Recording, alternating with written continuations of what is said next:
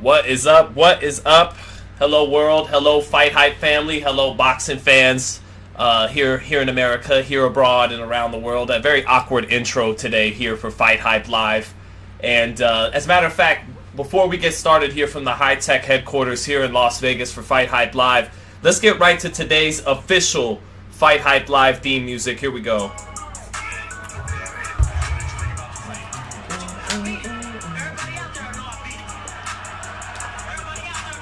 Welcome to FightHype Live. It is Bill Hutchinson, AB, Fight Night. And we're going to talk a little Josh Taylor, Teofimo Lopez as well. But happy to have everyone in the chat. I already see some comments. What's up, Australia?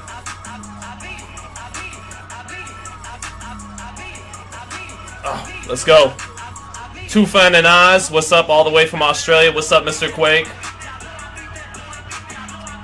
This is the official song tonight.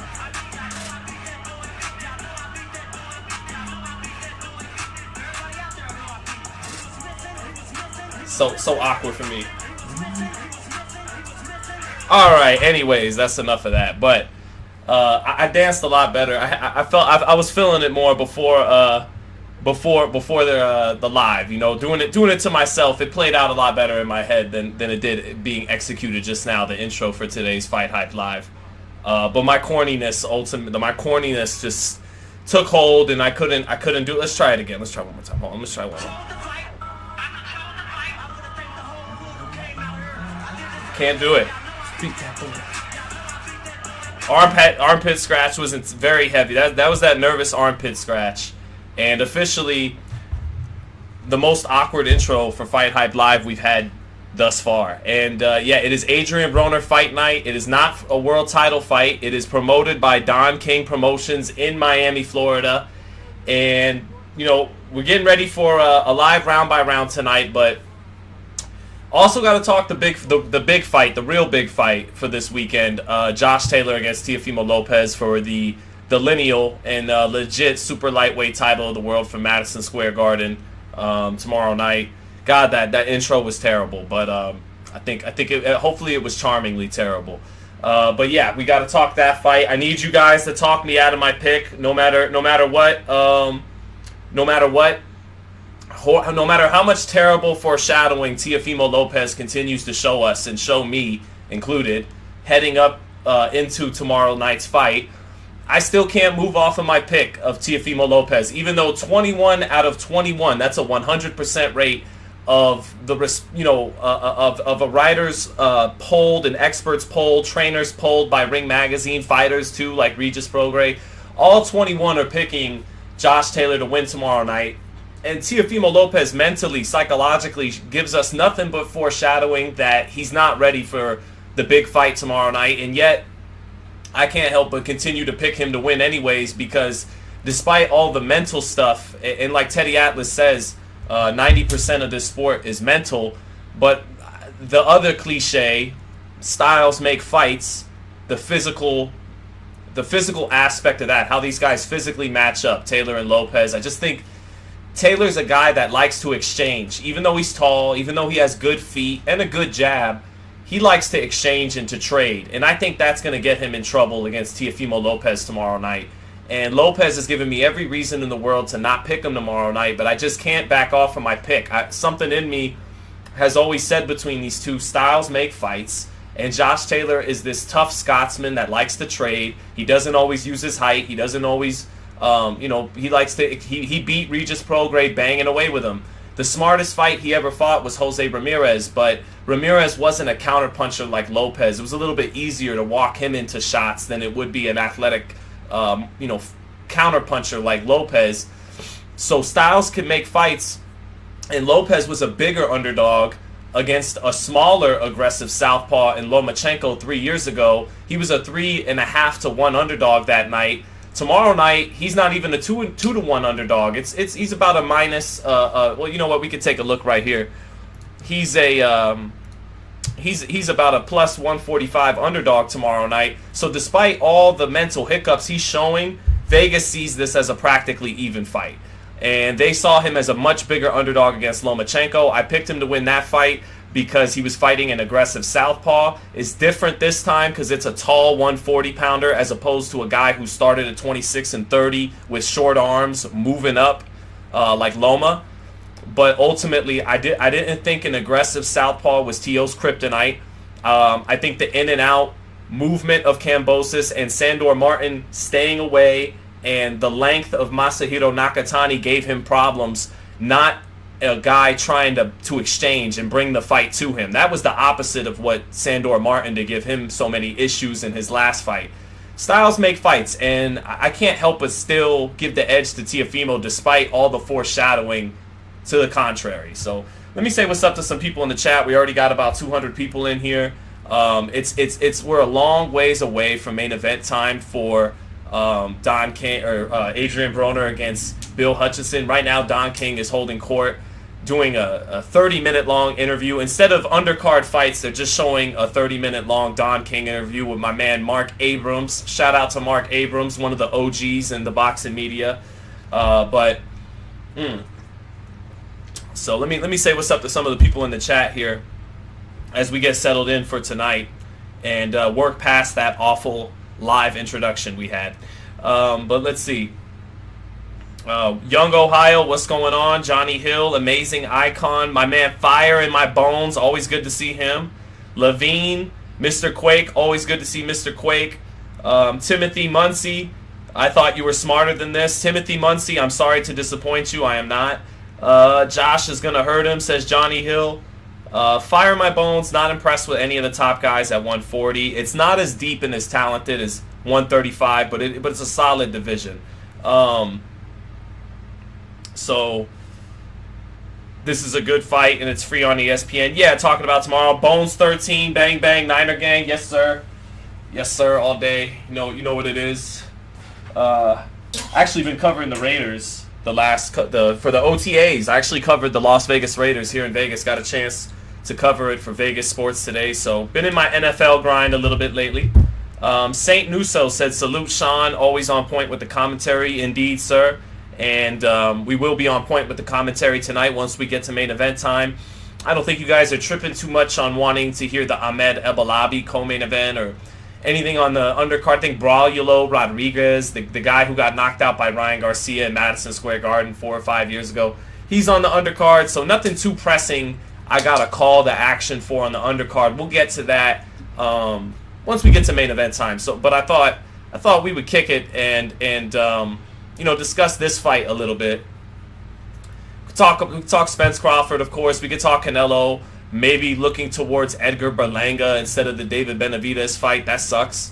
We can look at a few things here. Bivol is saying he's moving on to a better BF rematch, but Top Rank doesn't want to necessarily do that fight, or pretty much Bob Arum shot it down, and that means we got to draw some ire on Top Rank because PBC drew the ire of fans failing to deliver Crawford Spence for a while there.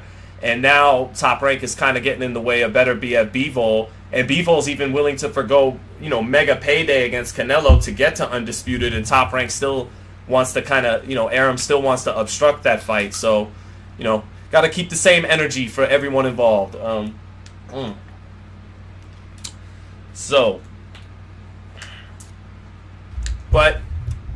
there's a few questions we got to get to.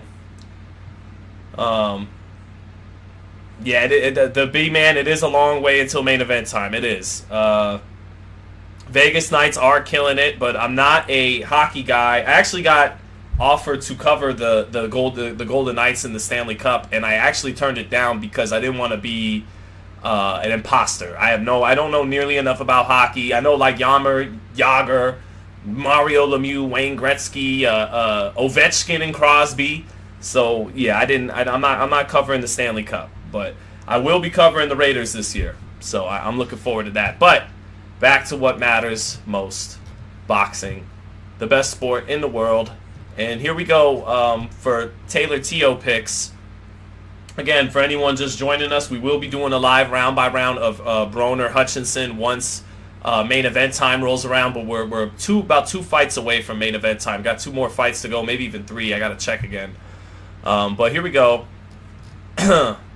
And chat, go ahead, chat, and drop in the chat who you think is going to win tomorrow night's fight.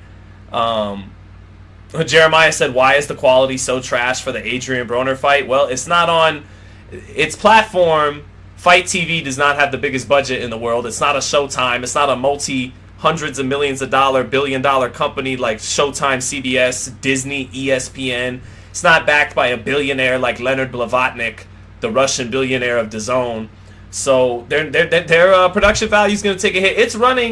It's running like the Legend of Zelda. The new Zelda game is running on Nintendo Switch. It's running at like 30 frames per second. I don't know how many gamers we got in here, but it's running like a poorly optimized Switch game. But that's okay. So, hey Sean, I like the hockey fights. It's crazy, Mr. Quake. Yeah, what's the old joke? Came to a fight and a hockey game broke out. That was the old one. But I'm actually a Rangers fan. I don't. And if the Mighty Ducks were still the Mighty Ducks and not just the Ducks, I'd be messing with them over the Golden Knights. That's just me though. Anyway, my man Dougie Fisher, Josh Taylor by points, Anson Wainwright, Taylor by knockout in the ninth, Lee Groves, Taylor by points, Taylor decision, Taylor split decision, Sergio Mora, Taylor unanimous decision. Very intriguing right here, Regis Prograis. And I think Prograis summed up the consensus by most experts and people and fans heading into this fight, which is, I think Lopez is mentally weak. He asked after his last fight if he still has it. I think Taylor is going to capitalize on that. I think Taylor is mentally strong, but I don't know how much he has left in the tank. It seems like he's fading because Taylor, if you guys remember, has had some injuries, hasn't fought in almost a year and a half in a fight most people thought he lost. He's making a weight class at 32 years old. He's been making his whole career, and he's a tall guy who talked about moving up years ago. So he has his own issues heading into this fight. Anyways, you hear a bunch of rumors about him in the UK, and as far as Lopez does have the style to beat Taylor, which is why I just can't, right here, this is why I just can't move off of my pick, even though 100% of the experts say otherwise. Lopez does have the style to beat Taylor, but I just don't think he's going to beat Taylor. I feel like Taylor's going to win. I don't even feel like it's going to be close. For me, I think it's going to be lopsided for Taylor. And that kind of seems like the consensus, that it's not a physical thing, it's not a talent thing, it's the mental thing. Nobody can mentally trust Teofimo to perform in this fight tomorrow night. Tim Bradley, he gave us his pick here on FightHype, Taylor. Jose Zepeda, Taylor. Tom Green, Taylor. Jolene Mozone, who helped be the manager and matchmaker for main events for a long time, Taylor. Steve Farhood from Showtime, great guy, great expert, Taylor by points. John Scully, great, and a former fighter, former cruiserweight, great boxing mind, Taylor by points. Bob Santo, so 21-0 is the final tally. 21-0 for Taylor tomorrow night. And I got to pick Lopez.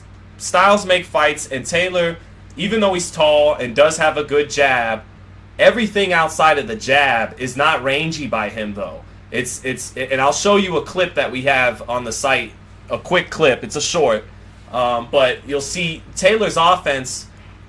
One punch he doesn't really utilize and doesn't really have that often. He did walk Ramirez into this punch, so I'll give him that. Is the straight left hand with the power hand. He has the jab, but he likes to get in there, throw his uppercuts, throw his hooks, go to the body, he likes to get in there in exchange from mid to close range, even though he's a tall guy with a good jab and good feet. But outside of that jab, he doesn't keep it long. And that's why Catterall was zapping him repeatedly with the straight left hand. He had no answer for Catterall's straight left hand. Because, again, even though he's a tall guy, and he does have a jab with his height, outside of that jab, he doesn't fight tall. And I think that could really hurt him against Teofimo Lopez, that, he's not going to keep him. Now, if Taylor, everything tomorrow night for Taylor starts with the jab, and his feet have to make Teo reset, and he has to make Teo reach. Don't give up your height and just get in there and exchange with Lopez. Lopez is a counterpuncher, and he has better reflexes than you. He's more athletic than you. And I think push comes to shove, he has quicker hands than you, even though Taylor's not slow himself. But the 25-year-old with great athleticism is going to probably be quicker than the 32-year-old, Taylor. So I just think styles make fights, and I think you hear Taylor talking about, I'm going to knock him out in 6 to 8 rounds, and I think that's what can wind up working to his detriment. I think he'd be better suited thinking about winning a 12-round fight, to being smart, being the smarter, more composed fighter, being the smarter fighter, and beginning with the jab is, I think, what Taylor should really do. Take your chances when they're there. When Lopez is leaving things on the table, you take from it. You land combinations when you can, but trying to go about getting a knockout in the middle rounds is what can really get Taylor caught and hurt in a way he hasn't been caught and hurt before. And people question the power of Teofimo Lopez, but if Jack Catterall was able to drop Josh Taylor with his left hand, I think Teofimo can run him into a right hand in particular. That's the punch I see it happening for Lopez. And funny enough, I could see Taylor winning this fight. This is my official prediction, by the way, and I need you guys to help talk me out of it, because I respect everyone that you saw 21 out of 21 pick Taylor. They can't all be wrong, right? And I'm the only one who knows, but I think that Taylor may very well be ahead in this fight and working well, but I think he gets ahead of himself in this fight, and I think he runs into something at some point and gets hurt. And I think it's Lopez who wins by knockout between rounds 6 to 8, 6 to 9. Even as Taylor might be ahead and having success, things are going to script for him, but he gets a little ahead of himself in trying to get the stoppage and trying to prove a point, and I think he can run into something by the more athletic, younger counterpuncher. And no matter how much foreshadowing Lopez gives me that he's wackadoo, that he's Looney Tunes heading into this fight, I can't... Something in my boxing brain just keeps telling me styles make fights, and this is a good style matchup for Teo. It's an aggressive southpaw, just like Lomachenko was. And he's gonna surprise people just like he did with Lomachenko. That's my pick. But we got over 300 people in the chat, and we're not even close to main event time, so that's awesome. But tell me what you think, chat. Am I crazy like Teo and his pops, or are all three of us onto something 24 hours from tonight? So the red says you tripping. I appreciate Mr. Quake says wackadoo. Hey, Teo's from Brooklyn, so I thought I'd use a Brooklyn reference. I thought I'd use some Brooklyn lingo there. Josh Jime said Teo is younger and he won't get tired. You'll see. This is Boxing says, what's good with AB? Let me take a check in on our live stream here. It's commentators talking ringside. I'll keep everyone locked in once it's main event time. Don't worry, we're not going to miss a single shot. We're not going to miss nothing once we get to main event time for AB. Yeah, Caleb said, my boxing mind is telling me no, but my body keeps telling me yeah. No, Caleb, my boxing mind keeps telling me yeah about Teo, but my gut keeps telling me no. My gut keeps telling me, these people on Twitter have a point that are saying maybe this kid should be getting checked into a psychiatrist tomorrow night, not a prize fighting ring against a guy who wants to take his head off, an elite fighter. I get all that. My OG, talking to the big dog here at FightHype, one thing he told me talking about this fight was he could, Teo, you could wind up seeing Teo have an Oliver McCall moment tomorrow. I mean, you guys remember Oliver McCall? Let me take a look. Talking to my guy BT, Oliver McCall. This right here is open image in new tab. Yeah. Well, that wasn't very good.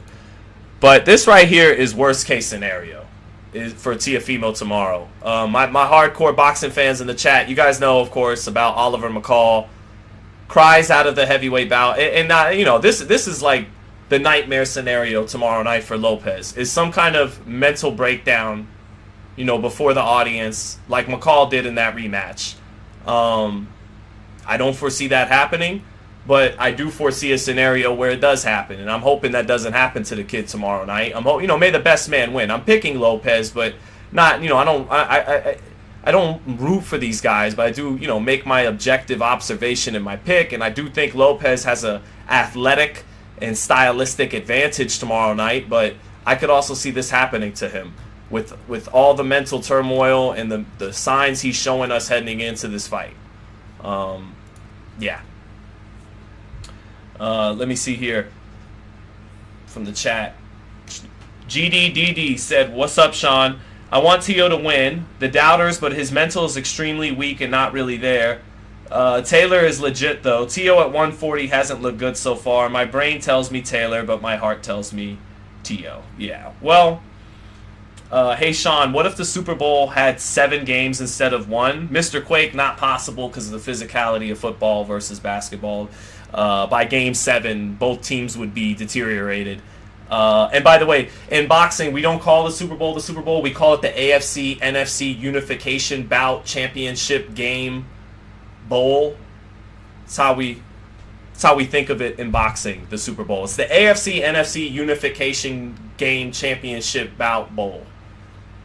Have I interviewed Jimmy J? Which Jimmy J? Oh, Jimmy G. No, I'm going to ask Jimmy G who he's got in Crawford Spence, though. That is one of my first questions to him. But anyway, back to the boxing. Back to Taylor and Tio. And I'll get to some chats in a minute. But so what I was talking about with Taylor is that he's tall, he's got a good jab, he's got good feet. But the offense outside of that jab is mid to close range. He wants to exchange. And here it is right here. I challenge you guys, outside of that straight left hand that Ramirez walked into, and Taylor got it in, to his credit, I challenge you guys to really show me the straight left hand of Josh Taylor. His offense is mostly going to be, after that jab, the hooks and the uppercuts and mid-range stuff. Check it out.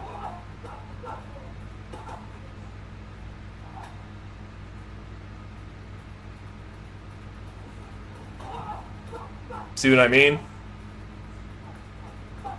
Good jab. See that jab? Nice sharp jab. Stands up nice and tall behind that jab. But then everything after the jab, guys. What's everything after the jab, chat? You tell me. Tell me what the tape shows. Does he keep it rangy? Does he keep it tall behind the jab? No, that's not his temperament. That's not his style. That's not his DNA as a fighter. When you watch tape, good jab. There's the straight left hand to the body right there. I saw it. Good shot. But that's not his primary mode of offense. That's his offense. Combination puncher. Mid-range, close range, good jab. He is tall behind the jab, but everything after that jab is that right there what you're seeing. And I think if he does that too often for his own good, even if he's having success, even if he is landing combinations and he feels like everything's going to script and I'm breaking him down, if he does this too much, I think Lopez can find the counter, find the opening, and this is why I'm picking Crawford over Spence too, is counterpunching. Because getting off first and throwing combinations is a great thing. And even a little bit of a lost art as we go forward, and every fighter wants to emulate the Floyd Mayweather era and wants to be the master counterpuncher and have their sexy setups and their looks and all that. But counterpunching is the most sophisticated level of boxing. That's the stuff. I had my little 3 amateur fights, and I never got anywhere near close to the level of counterpunching. And anytime I had to spar a counterpuncher, it was like I'm here and he's so many levels above. I actually could spar some guys who went on to become pros that had certain styles.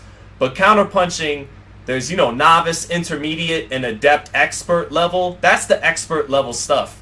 And Tio is a natural counterpuncher. Tio's problem is, everyone's talking about how Errol Spence is the big fundamental lately, and your boy was one of the first people to kind of coin that.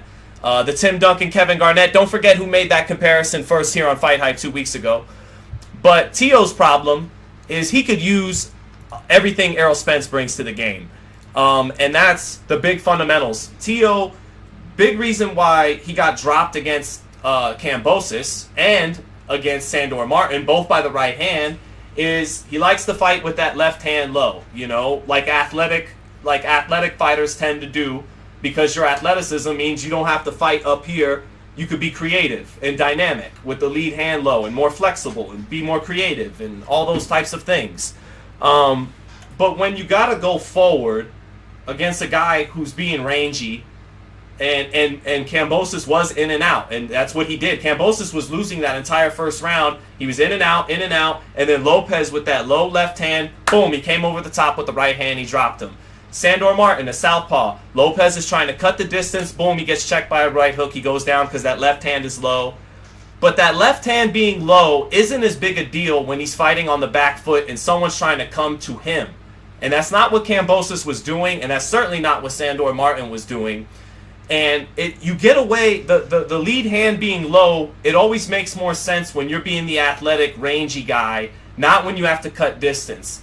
Case in point, Floyd Mayweather. When Floyd Mayweather decided to cut distance after the 4th round against Zab Judah, after the 3rd or 4th round against Conor McGregor, and numerous other times in his career, when it was time, but those 2 fights come to mind in particular, he picked his hands up. Even Floyd, with the greatest shoulder roll, the best to ever drop the lead hand to be slick, he picked that lead hand up like Errol Spence often does. Errol Spence usually picked that lead hand up, and he's southpaw, behind the jab, the big fundamental. And Floyd, even as great and as slick as he was with that lead hand low, he picked the hand up when it was time to cut distance. Tio doesn't do that. He still tries to do that slick shit, that lead hand low shit, going forward. And that's when he's running into shots. Taylor isn't trying to run him into shots that much. That's not his time. He may do that early because he knows that's part of the game plan and all that. But his DNA, his temperament is to get in there. Like you see right here. He keeps it is to get in there and to exchange. Let the hooks and the uppercuts go. Combinations, body, head.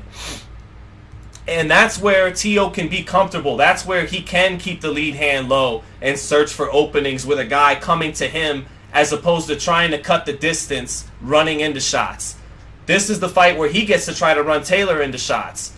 I think particularly early, Taylor's going to be active behind the jab and not want to give up the height and run into things. But he's inevitably going to be Josh Taylor. And I think Tio can catch him and run him into something. So that's why I'm picking Tio, basically. Maybe I'm a little bit off here. You know, we're up to almost 500 people in the chat now, but, you know, let me know. Chat, who do you guys got? Floyd's always picks his hands up. You tripping, cuz?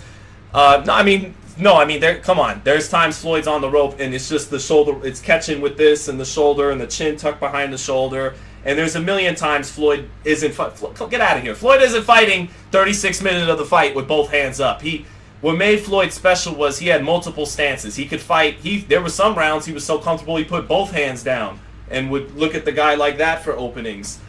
He could fight in the high guard. He could fight in the shoulder roll. He could do a bunch of different... He could drop the lead hand to the waist. He could drop it all the way down below the waist. He could do all kinds of things. And one thing that was great about Floyd was he could punch and defend out of all those different stances. A lot of guys, when they get to a certain stance... Caleb Plant on the ropes with some of his shoulder rolls, he's only defending out of that stance. He's not punching out of that stance. But Floyd could punch and defend out of all his different looks. That's part of what made him, you know, like Kung Fu master with his different styles of balance and stances and doing all that. That was one of the things when I really started breaking down tape that made me say he really is the best fighter in the world back around 2011, was nobody had all the different looks Floyd had, and again, could punch and defend out of all of them. But let me see here. Yeah, 21 zip on Taylor. Let me take a look at the Don King stream. Oh yeah, we're on to some undercard action.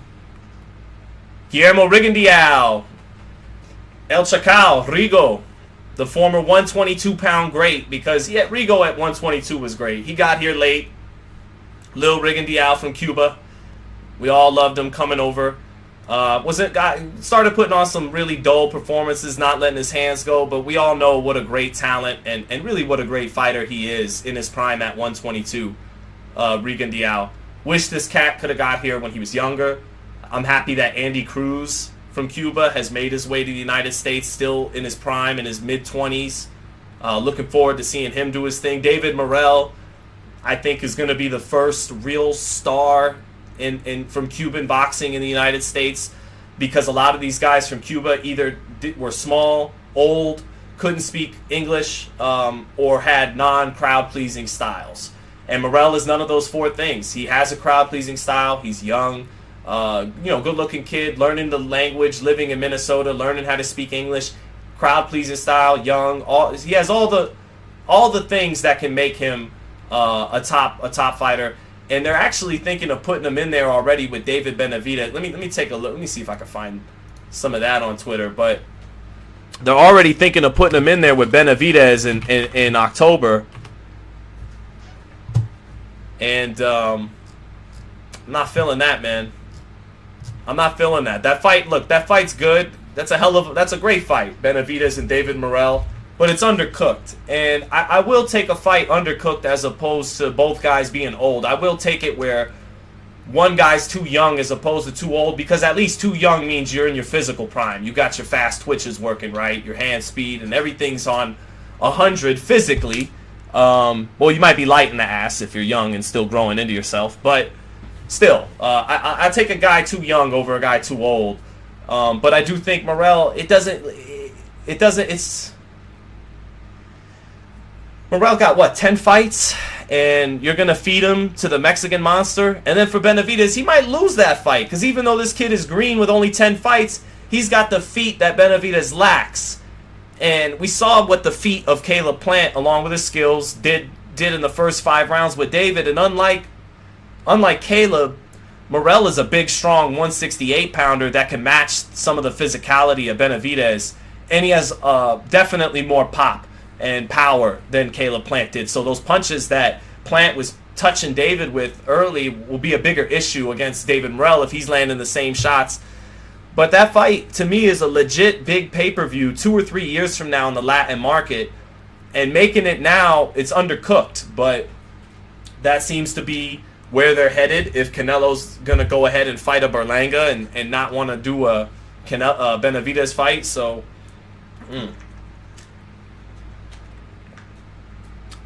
So let me read some of the super chats though. The plan is to build up Benavidez, not Morrell. It's just silly though when so many guys, they didn't want to make Danny versus Adrien Broner back in the day because why sacrifice one of the two young guys? Fucking Gamboa and Juanma Lopez never happened, but Morrell, the first Cuban kid who has an opportunity to actually become a star because he got here young and he's not in a small weight class and he punches hard and all those things. And you want to feed him to Benavidez? I don't know. I think 2 years from now that could be a legit Latin market pay-per-view. Mexico, Cuba. Obviously David's half Ecuadorian and from the United States, but still. Let me see. Going to the fight and bringing the flag, says Chris V. Split 6 says, I can't believe the Broner fight is pay-per-view. It seems like boxing wants to continuously screw the fans. Well, Split 6, this is just, when the fight's not funded by a big budget, by a network, you have to put the fight on pay-per-view in order to actually fund the cost of the purse for both fighters. So with Broner no longer fighting on PBC Showtime, this was the only way possible for him to fight and for him to get a check, is it had to be on pay-per-view. I bought the pay-per-view. AB got my $25. Shout out to AB for the interview heading into the fight. The least we could do is at least buy the fight and call the action tonight. But I need to see Charlo Benavidez, says Dallas Troy. Look, that's in a fight I've been dying to see for years, but at this point, it makes no sense for Charlo to get right in there with Benavidez. The man just needs to fight somebody. Maybe fight Carlos Adames at 60, then move up to 68, fight Demetrius Andrade, and then we could talk about Benavidez. But coming off 2 years of ring rust and having never fought at super middleweight, he doesn't really stand a realistic chance of beating Benavidez right now. So it's a little unrealistic to ask for it from Charlo right now. It's his own fault, that he hasn't been in the ring. I hope everything's getting better for him in his life. I always appreciate seeing him, but I don't want to make excuses for him either. other fighters would have been stripped where he was not. But he should probably come back, fight Adames, fight Andrade, and then get ready for the big boys at 68. Kayla Divine says, are we going to watch the AB fight on here? This is a live round by round, so once the main event starts, we call the action, blow by blow action, but yeah, we don't have the rights to the Fight TV pay-per-view, so but keep it locked in if you just want to see the round by round. Javier G, good to see you, Javier G, and Pat G, good to see both of you. Javier G said, Sean, shout out, been here for all the lives. I think Taylor creams T.O. Easy work. That is the consensus. Everyone is picking Taylor tomorrow night. Watching Rigondeaux right now on this undercard. Trying to think. The greatest 122 pounders in boxing history.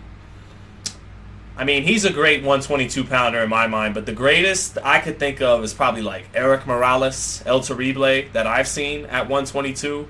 I know Wilfredo Gomez from Puerto Rico had the 32 knockouts, 32 wins at 122. He was a bad boy. The winner of Fulton Inoue is going to join the pantheon of great 122 pounders. Chat, flex your boxing knowledge in the chat. Who are the all-time greats at 122? The name that always comes to mind for me is Morales, but you guys let me know what it is. Oh, I got a couple super chats. Jay Shakur says, you look just like Drake Bell, bro. LOL, salute, though. I hear that. I get that all the time in the comments. Jay Shakur. I always preferred the Ashton Kutcher comparisons, but with my hair a little shorter, we're not getting those. We're only getting the Drake Bell. Drake Bell, as corny as he looks and as terrible as his show is on Nickelodeon, he probably got a lot of pussy in Hollywood in his prime, so it's not the worst comparison in the world, even though it's not my favorite. But thank you, Javier G. And I know we got inappropriate there, chat, but it's Fight Hype Live. We're not on Disney. Dallas Troy, thank you, brother, for the super chat. Said, I'm just supporting. Now I pay $20 for the fight. You're right. I think by the end of the night, if I commentate the fight really well, we'll have gotten this fight for free. So, but thank you, Dallas Troy, for the $5. Appreciate that, brother. Thank you for the super chat. Yeah, you love that show, Mr. Quake. That was a little after my time. I was off Nickelodeon and I was off of that. That was like mid-2000s. I was in high school by then. So I think SpongeBob was the last good show I watched on Nickelodeon. We're really digressing here, killing time. Molly Mall, always good to see Molly Mall, man. Good to see you, man. Thank you for the super chat. Molly Mall saying, I'm getting a lot of flack for that saying Drake and Josh was not a good show, by the way. I was a Cartoon Network kid too, Mr. Quake. Cartoon Fridays. But should Tank, let me see this. Molly Mall said, should Tank avoid Devin when he gets out, meaning, gets out of jail? I don't think it's that kind of scenario. I don't think Team Haney, Bill, and Devin are knocking down Devin's door. I think both parties right now are operating on a you do your thing and we're doing our thing. I don't think either one is that eager to fight. Listen to both camps. Coach Kenny Ellis and Coach Calvin Ford lately have been talking a good game. They liked what they saw May 21st when they saw Loma Haney, and that made them, in their eyes, I believe, lick their chops a little bit and say, well, let's make that fight after all right away. But Gervonta Davis, doing his time right now, hasn't said anything, obviously. Leonard Ellerbe hasn't said anything. People, the money people around Tank haven't said anything. All the rumblings from that side in the business are that we're most likely headed for an Isak Cruz rematch. And then, Eddie Hearn has already kind of talked about the kind of offer he has ready for Devin Haney, the lightweight champion. I have Regis Prograis, the WBC champ. That's kind of the offer. Let it be known. Top ranked Bob Arum, let it be known. We have Stevenson. We have a Lomachenko rematch. And we have the winner of Taylor T.O. all ready for you to go. 3 great options for you here at Top Rank. PBC doesn't quite operate like that, and they haven't, publicly, they don't operate like that. So if they did make an offer, we wouldn't necessarily know about it. But to anyone, no one's reported it yet. There's, I haven't heard anything about any exchange between the two camps. And I just don't think Team Haney's in a rush to make that fight, particularly at lightweight. I don't think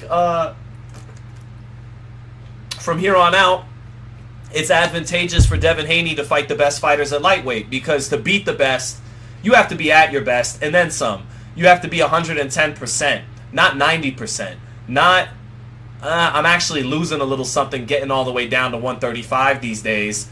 Move up to where you're at your personal best, because there's no excuses when it's all said and done. You can't talk about the weight when it's done. So move up to 40 where you're strong and at 100%, and go after the T.O. and Taylor winner. And sure enough, Bill Haney is at the fight. I think we got it here on FightHype. Let me take a look. But I think my man Hans Themestode got Bill Haney at the fight, and that's the next fight. Oh look, live. FightHype's live right now. That's pretty cool. But there it is. Sure enough. Oh, hold on, chat. Let me mute the Don King live stream so we can hear audio. Oh no, it is muted. Okay, we're good. And guide you on your path to wellness. Listen. Gordo is a bad. They don't know Gordo. I know Gordo. They don't know the slick boxer. I was happy to see this because look, guys, don't get me wrong. If all things were equal and Devin was a strong monster at 35, I'd say it's a no fucking brainer. Tank versus Devin for undisputed. What are we waiting for?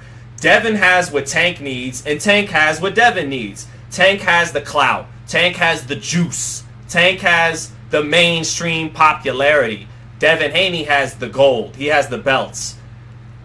Give Tank Davis Devin Haney's gold, and he's a made man. He's a Hall of Famer.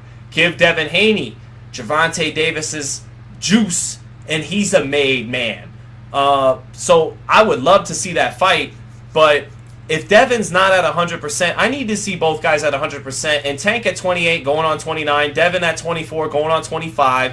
They could meet up at 140. Tank, you already fought at 140 against Barrios and knocked him out. They could fight at 140 where Tank is still going to be in his 100% peak, and Devin will be in his prime, and Devin will be strong at 140.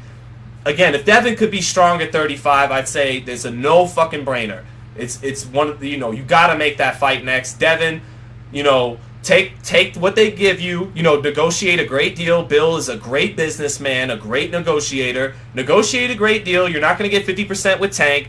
I know you're the champ, but you're not going to get 50%, but you're going to make a shitload of money, and if you beat him, you're a made man. Get it in. But since everything I mentioned is a fact, then I think the fight for Haney is move up to 40 and fight the winner of Taylor and T.O. If you want to fight a Ramirez, a Barboza to get your feet wet at 40, nothing wrong with that. But, it's always a boss move to go straight from being the lightweight champ to fighting in your first fight for the super lightweight title. Let's listen in. Okay. Middle Gordo from the amateurs. That's absolutely. This guy thinks he's coming over here. All right, when you get through there, we're going to put you out your misery. We're going to get you out there. Beautiful fucking boxing. Fucking shit that you ever seen. Bill's like, is this dude? That handshake was a little aggressive, but Bill is a very cool customer, and he made some jokes about T.O. Senior here on FightHype with my man Ron Goodall, going in the liquor store, giving him a hard time about the drinking, but you see here, in reality, in real life, when it's not just FightHype time, when it's not just time to hype up some fights and some matchups, Bill is here. And Bill is reminding Teofimo Sr., hey, we knew each other as men when our sons were boys and not champions and not famous and not men. And we knew them when they were boys competing in the amateurs. And I know what your son's capable of. I know what Gordo, Tio's nickname, Spanish for fat boy. I know what Gordo is capable of. And I know we're going to see that that old Gordo Saturday night. So that's cool with Bill, and these guys, while there's genuine animus between them, and they would be at each other's throats if, and I think when, their sons do meet, I think beneath all of that too, is some respect and an understanding of we've both done the same thing in life. You know, we've trained our sons up to become champions, and we've known each other since they were boys, and now they're men, and there can only be one. But, you know, here I am, and I'm hoping your son performs well tomorrow night. Gordo was back. Is Gordo back? He's back. I know Gordo. See, I told you. I know. He never left. Okay. I was fucking up. I was rushing it to go in and be hard, but I forgot my son is the best when he boxes. You're gonna see the best boxing in the world tomorrow. Didn't I just say that, man? And you guys Exactly gonna see those it. words. You guys gonna see it. You know what I'm saying? We ain't coming to kill this guy. Hey, seeing we see We're gonna fucking break him down little by little. If you win, do I get a And I'm promise? telling you, Wait, and I'm telling you right now. Did I come here for Tell us nothing? If you win, do you promise that it's Devin and Loma and Fuck yeah, for Lopez? $20 million, motherfucker. You know Don't price yourself out, senior. Now, if that's a negotiation tactic, that's fine. You demand the highest possible number. You know, that's fine. You know, show us the money. You know, Jerry Maguire over here. But that's fine. But if that's a tactic to price yourself out, no one wants to hear that shit. Price yourself out like that. Don't listen to him. Listen to people that's listening. No, listen. you know you love money, motherfucker. Come on, bro. Oh yeah, HBO boxing was the best. $20 million. See what he said. Teofimo Lopez versus Haney after we put the shit on this motherfucker. Because it's gonna be a fucking box. Yo, my son is the greatest in Sugar Ray Robinson, bro. This motherfucker Josh Taylor. Yo, he's like Lomachenko, bro. This motherfucker's gonna get his head popped off, bro. And then we're gonna fuck up this motherfucker Devin Haney. And all of you are gonna see, bro. You never seen nothing like my son before, bro. Shout out to Tio Senior, man. That's love. I think it's a halfway decent impersonation. That's why I do it. I'm from New York, so it's not the hardest impersonation in the world. Woo! Did you just see that? Why is it 20 million? Listen, I don't know. Listen, I have no idea why. That's what he's asking for. So yeah, man, that's good news. Amid all the talk that they weren't happy with Top Rank, but sure enough, Bill Haney's out there and scouting the next fight, the next logical fight. Your son, if you can't make 35 and be strong and 100%, then of course the most logical fight, the best fight the champ, fight the winner of Taylor T.O. And I think Haney's a favorite against either one of those guys, even though a lot of people felt that Lomachenko won that fight a couple weeks ago. Very, very, very close disputed fight. But Devin fought very well, very, very well, whether you thought he won or lost. And he's an ascending force at 24. You see how much better Gervonta is at 28 versus 24. No reason to think Devin can't have that same type of significant improvement.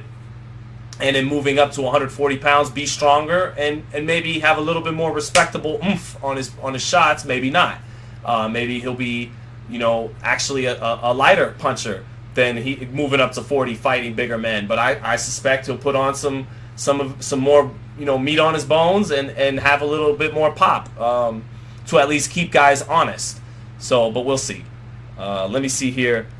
Where do I get boxing promo posters for fights? Thank you for the super chat, Kobe. These are just online, eBay. I had so many more years and years ago. Back in my old apartment, I had so many more. Back in my mother's house, in my old bedroom, there's still some posters of Miguel Cotto and Arturo Gatti, De La Hoya, Bernard Hopkins, and others. But yeah, right here I got Floyd Mosley, Taylor Hopkins, Pacquiao, Cotto, Morales, Ferreira, Winky, Salvador Sanchez, Wilfredo Go. There's Ali off frame. I had so many more posters, but yeah, just Google whatever fight poster it is you want, De La Hoya Mosley poster, and something else will pop up on the shopping tab. Let me see where we're at in the AB card now. Guillermo Rigondeaux still handling his business, and what round is that in? Let me see, round 7. You know that's going the distance. It's a Rigondeaux fight. I don't think I ever got those all-time great 122 pounders, chat. I don't think I ever got that. Oh shit, no, down goes old boy against Rigondeaux. Just as I say that, he's down and he's not going to get up, it looks like. I need to see a replay. It was probably a left hand. Rigondeaux always had a great left hand, and that's it. It's a knockout in round 7 for the old 122-pound legend from Cuba, Guillermo Rigondeaux. Guys, I'm officially becoming a halfway decent commentator because all the good commentators get the commentator's curse. Hold on, let me make sure. Yep. All the good commentators get the commentator's curse. You guys remember when we were calling the Fundura Brian Mendoza fight, right when I said, the corner should start thinking of stopping this thing. Boom, Mendoza lands the left hook and knocks him out. Same thing here, right as I'm saying, it's Rigondeaux, it's going the distance, and he knocks this man out. Let me rewind this live a little bit to see what was the shot Rigo got him with. Let me see here. Prince Nassim. Nassim was a 126-pounder. Nassim was at 122. Wilfredo Gomez and Barrera, absolutely. Cool boy Steph, yeah. Steph, if he beats Inoue, he's there. Let's see. It's got to be a left hand. Let me see.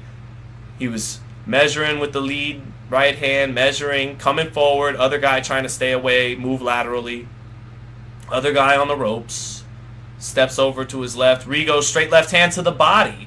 It's a straight left hand to the body, and the other guy tried to sell it as a low blow. Interesting.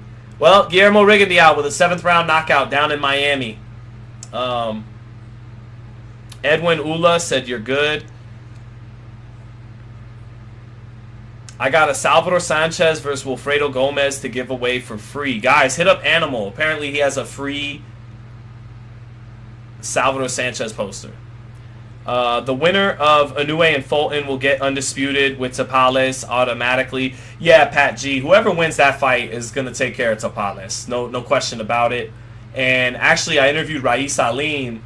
He's going to be getting he's jockeying for a shot at Tapales. He's been waiting to fight Fulton.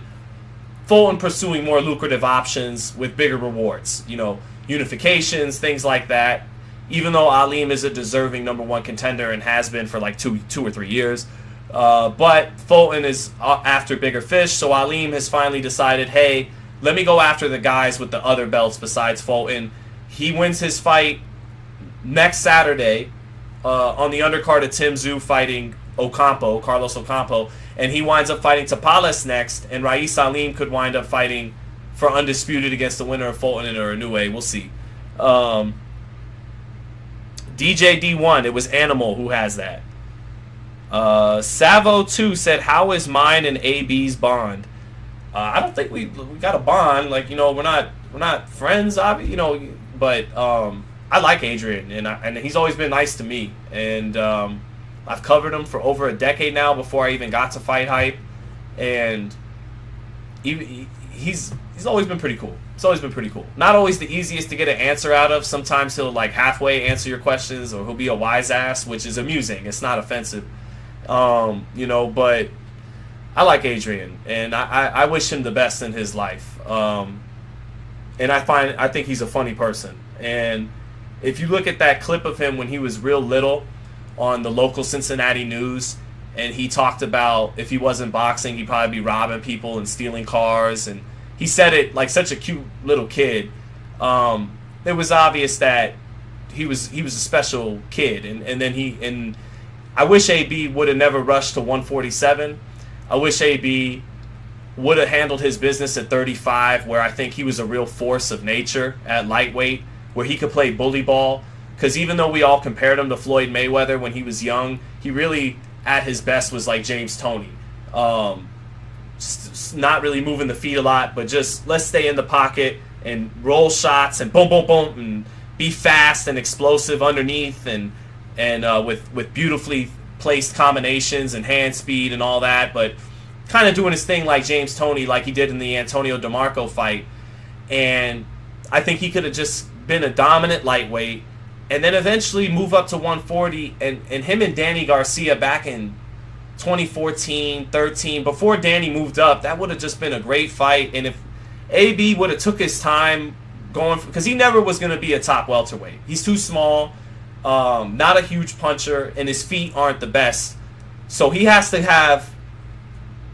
be, physically either the bigger guy or just as big as the other guy to do his thing in the pocket where he's at his best. So, but yeah, AB, that Antonio DeMarco fight back 2012 in Atlantic City, it always rings in my head as one of the best fights I seen ringside from a fighter, performance-wise. I wasn't at Hopkins Trinidad.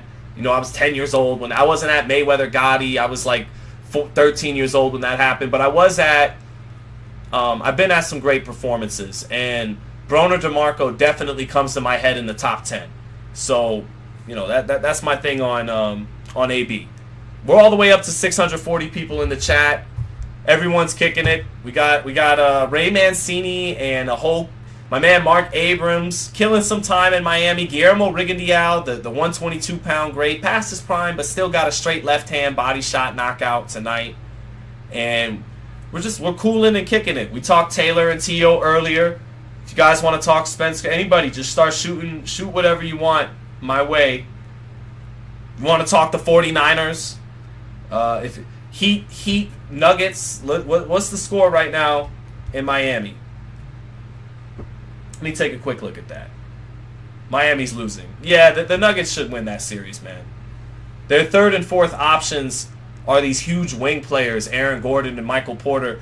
Those guys can shoot, you know, like guys that are, you know, even though Michael Porter is playing terrible right now. But when your third and fourth options are both big, athletic wings that can also shoot, you know, Aaron Gordon, not a great shooter, but a good shooter, super athletic down low. And then Michael Porter, 6'10", but plays on the wing. And they're your third and fourth options, and you got this big 1-2 punch with Jokic and Murray. Yeah, the Nuggets are doing their thing. What weight is the AB fight at? They're at welterweight tonight, B-Man.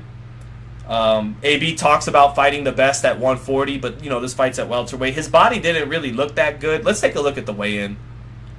Let's take a look at the weigh-in. His body didn't look that great. Damn, they got 630 people live on FightHype right now. That's awesome. That guy talking kind of looks like a douchebag, though. Let's take a look at the AB weigh-in. Where are we at?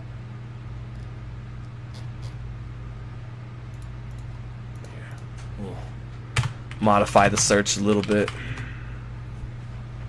Boom. We need the weigh-in.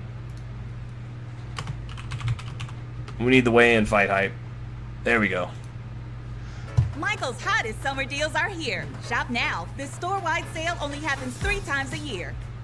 It's time for me to get set up for therapy. And I CC use said, this room as quick question, why isn't the Ring magazine active in the welterweight division? What do you mean, CC? Do you mean why is their title vacant? It's because Spence and Crawford haven't fought each other over the years, and everybody knew that was number 1 and number 2, so they left their title vacant. I agree with their decision there. But Ring the desk magazine is over catches here. a lot of shit. And so when I you never agree with everything anyone says or does, you know, so it's kind of condescending to say, well, I don't agree with everything the Ring does. It's like, well, I don't agree with everything anything does, you know. I don't agree with everything I do.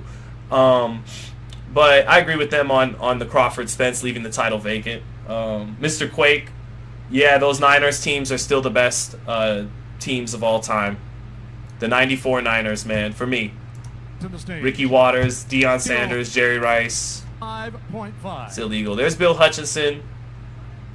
In shape. AB. Let's see if AB looked in shape. Not bad. Nowhere close to his prime shape. Look at his abdomen. The abs ain't really there. 147. Yeah, the ab, he's got that one pack right there, kind of like I have sometimes. Yeah, Hutchinson looks a little bit better in shape. And I'm curious, I remember when I was interviewing Bill Hutchinson, Enthusiastically exciting. they're the same size. AB's a little stronger probably, but they're the same size. Bill Hutchinson's probably going to take the fight right to Broner, which should let Broner do what he does best, cook in the kitchen, be in the pocket. But when I interviewed Bill Hutchinson for this fight back in April, it was fight week. Where is that interview? Here it is. It was fight week for Tank and Ryan. And as I was talking to this guy, I was like, this guy might win the fight just because he's in shape. And that might be all it takes to beat Adrien Broner these days. Is if Broner just shows up and has no conditioning and can't really throw anywhere near a solid amount of punches per round, this fella here, despite being way less talented, born with way less gifts than Adrien, might beat Adrien in his 30s if Broner just is not in condition for a 10-12 round fight. So I'm here with let's Bill listen to Hutch. Hutchinson, 20 wins, 2 losses. This man is the toughest Hutch since Willie Hutch. And he chooses you, just like Willie Hutch did. Draws very solid record, good record. Getting ready to face Adrien Broner, the former 4-division champ that we all know, in Miami, June 9th. Bill, just quickly, for fans that haven't, or not quickly, but for fans that haven't seen you fight yet and haven't seen tape and haven't watched their tape on you, what can they expect from you as a fighter? What you can expect from me is explosive action. I've never been in a boring fight in my life, and June 9th will be no different. I'm going to take the fight to Adrien Broner. I'm going to win this fight, and I'm going to put everybody on notice of exactly who I am this time around. A lot of fighters can be very coy about what they're their game plan, and you seem to kind of just be straightforward there. I'm coming right at you. Why do you feel confident in saying that? There's not a secret. I'm not trying to do, the fancy pad work. I have to interrupt this for an extremely important question from J Pap in the chat. He says, when I make sandwiches, do you cut them in half or do I cut them diagonally? This feels like a question referencing Caleb Plant's Twitter. And I don't make my own sandwiches, and I don't even have my wife make me sandwiches. I just order them from Chick-fil-A or Capriati's. Super important question I had to get to. Continue, Bill Hutch. Go in there and outbox Adrien Broner. That would be a little bit foolish, right? So I'm going to take the fight to him, and I'm going to force him into situations that he's uncomfortable with, and we're going to just take it right to him. Are you thinking of maybe outworking him? That's been something that's been in the kind of looks like T.J. Dillashaw. Yeah, I'm not even an MMA guy, but you're right. And that's kind of like guy. The reality is just not allowing him to be comfortable. He likes to counter, and he has a couple different maneuvers. And Buckham says I don't know anything about Willie Hutch. I really don't, Buckham. You're right. I just know him because UGK sampled him in the International Players Anthem, and then they sampled the song "I Choose You." That's the only song I know from Willie Hutch. You're right, Buckham. And we're going to exploit those. The 9 knockouts in 20 fights, and then Broner has never been stopped. Always had a good chin. Are you even thinking stoppage at all? Are you like, this is going to go 10, 12 rounds? 100%. Clayton Malowski says, how much do I think the UFC having a big pay-per-view the same night as Bud versus Spence affects pay-per-view buys? It will affect pay-per-view buys. That's not good. What fight are they running on UFC? I don't keep up with that sport, so you guys let me know. The Angry Casual Fan says, Regis Prograis signed to the zone to duck Matias. I disagree with that, Angry Casual Fan. Matias, even though he's a knockout artist at this point in his career with the level of opposition he's faced thus far, he throws a lot of arm punches and is very, very leaky defensively. Regis Prograis is slicker than him, punches just as hard as him, even though he's got the more gaudy knockout percentage. I think Regis actually punch for punch is a little more explosive. Despite being a knockout guy, Matias throws a lot of arm punches, and he throws them in combination and isn't really too concerned with what's coming back. I think Regis would have definitely beaten Subriel Matias for sure, but he might wind up fighting Devin Haney, and that's a tougher fight than Subriel Matias. Much more difficult puzzle to figure out. Matias punches hard. He's dangerous, but he's not hard to figure out. I think, chat, come on, chat. You agree with me on this one. Prograis would beat Matias. That's just how I see it. Anyway, go ahead, Hutch. And I'm thinking stoppage. What a lot of people don't realize is that I didn't have a very extensive amateur career, so I very much... Spence vs. Crawford does 300,000 pay-per-view, in my opinion, says Tufan and Nas. I think, no, I think that fight gets to $500,000. People within PBC are optimistic, hot off the heels of Ryan and Tank, them doing a reported 1.2 million. They feel like they could touch close to $1 million again, because they feel real good about themselves after how well and Ryan and Tank exceeded my expectations. I thought that fight could top out at 600, and then wound up doing double that reportedly. So, I think that fight will do well. I think when you see the kind of energy from people like Shannon Sharp, Michael Irvin, Stephen A. Smith, that tells you that it's crossed over. I think it might be awkward for me to say, but I think Black America will get behind that fight. Just like Mexican and Mexican Americans would get behind Canelo Benavidez. I think Black Americans are going to get behind Crawford Spence, and that'll make the pay-per-view numbers strong. Maybe, not as strong as Ryan and Tank, the two teeny bopper, one of them a heartthrob, bringing the big Latin market in with him as well. But no, I think Crawford and Spence is going to perform well, and both guys will make 8 figures. So that's not really our concern. We just want to, we're just happy they're finally fighting, relatively in their prime, And I do think the fight's going to deliver stylistically, because Crawford wants someone to come at him and give him counterpunching opportunities, and that's exactly what Spence is coming to do. So, it's going to be a great stylistic matchup. Much grew and learned through my professional career on the job, right? So I actually have knockout power in both my hands, and if I Charles N. Love my man Charles N. Where's Charles N at? I see people shouting out Charles N in the chat, but I don't see Charles N saying anything. Where you at, Charles N? Oh, there he is.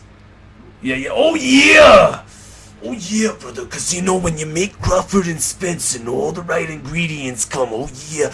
But then you take it all the way there, brother. Yeah. Oh yeah. But it will be just 1 million off, just off hype, says Killionaire El Santos. We'll see, man. We'll see. I think anything above $500,000 is good stuff. That's just me. B-Man says, Sean, who do you got? Prime Floyd versus Broner. Floyd all day, 2 different levels. Broner at lightweight was a force of nature. Could have been a great lightweight from what he showed in the DeMarco fight. Although against Gavin Reese, his next fight, he kind of was going through the motions and knocks him out in 5 rounds. That was his last hurrah at lightweight. No, but Floyd all day. Floyd is faster than him, better feet than him, better defense than him. Just better. There's nothing Broner does. Maybe if Floyd, for some reason, didn't use any of his footwork and just wanted to stand and bang, maybe AB could have some success. But I think Floyd would beat him at that, too. So just Floyd. No hesitation there. What do I think about the 2-city promotion? Meaning, they're going to do LA and they're going to do New York. They're going to do LA and New York for Crawford Spence. They're going to do, I think, LA first and then New York the second day. And I'm probably going to go to both. I'll definitely be in LA. I'll make the drive out to LA from Vegas for the 13th. I was going to go to New York City for their press conference, but the whole reason I was going to go was to be there for the first ever face-off. The first words on stage. But now that that first face-off and those first words are going to be in LA, should I really get on a 6-hour flight to New York City to cover it when I'm going to get that first face-off experience and all that in LA anyways? Chat, what do you think, chat? Do y'all really need that bad? Do y'all need me in New York City live? Like, we'll be live in LA for that. We did Tank and Ryan's press conference in LA live, so we'll do this live, but is it that serious, chat, or should I just fall back? Be easy. Stay home. On the 14th. That's my wife's birthday, too. My wifey's great. She's great. She said, don't worry about me. If it's best for business, go out to NYC. But I was telling her the whole reason we were going to go there was for that first moment, and we're getting that in LA now, so is it that serious? I don't know. What do you think, chat? But Spirit $3.99 unlimited, that's always what we do, baby. That's always what we do. Always. CT3, that's fucked up, and I've had brothers tell me that, and I think that's fucked up, even though it's coming from brothers. That's fucked up. But I will be calling the fight live, I hope. But Showtime been putting the kibosh on that. Showtime isn't a big fan of these live round by rounds. But if there's any way I could finesse doing one, I will do one. Go celebrate your wife's birthday, says Justin Shin. Edwin Ula says go. We got one person saying more coverage the better, says GDDD. Yeah. You go on the 14th, says Tufan Anaz. And you guys have seen my wife, some of you in the chat, and you guys like my wife, and you're still saying, Sean, cover all of it, says Pat G. Damn, I love it. I love the encouragement. Do both, says Justin. Come to the East, says Dallas Troy. More coverage, the better, but I don't care, really. That's kind of a funny comment, Red, and I appreciate your honesty. That last part makes me laugh inside. Like, go, but I don't really give a shit what you do. It's funny. Take the day off, take your misses out, says Grim Reaper. Got people on both sides, but I'm getting more people actually saying take your ass to New York and go to work. LA, good enough, fall back, says Texas Fight News. Dallas Troy saying come through. Dallas Troy, are you in New York though? Are you not in Dallas? Evander Holyfields, living up to his name, saying wifey over boxing. He's a feeler. He's a sentimental type. He says, love your wife, brother. This boxing shit could wait. Take your wife with you. Rod TV, she loves New York. The problem is we need our little son to be watched by grandma and grandpa. She kind of wants to come, though. That was one of her ideas, just to come with me. She loves New York City. That is my hometown. I love New York. This is history. Go to New York, says life blessings. I'm kind of leaning towards that. Beasley says not necessary. Pillage Montage says get to work, son. Right. I'm leaning towards that. New Jersey, bro. My name Dallas. Oh, okay, Dallas Troy. Okay, you're a Jersey cat. Okay, I got you. Brick City. My slang be high range. Brick City. Go to both. I'm in New York, says Random TY. D Ridge says you gotta go. Goated says take her and plan a date out. Goated, I would totally do that. I need someone to watch my son, though.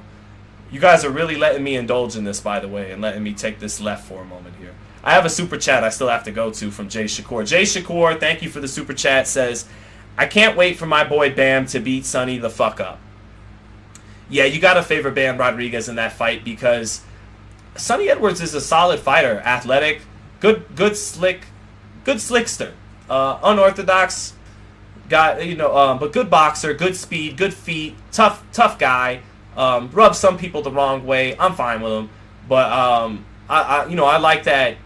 Like Floyd Mayweather said, give me a guy that believes in himself, and that's clearly Sonny Edwards. He believes in himself. He wanted this fight with Bam Rodriguez, but Bam can do a lot of the stuff he can do in terms of footwork and skills and athleticism. But Bam, he's got that. He can punch, and these Brits, they're getting fucked up by Mexican fighters when they go over there. Yeah, Bam's American, Mexican-American, not from Mexico, but yeah.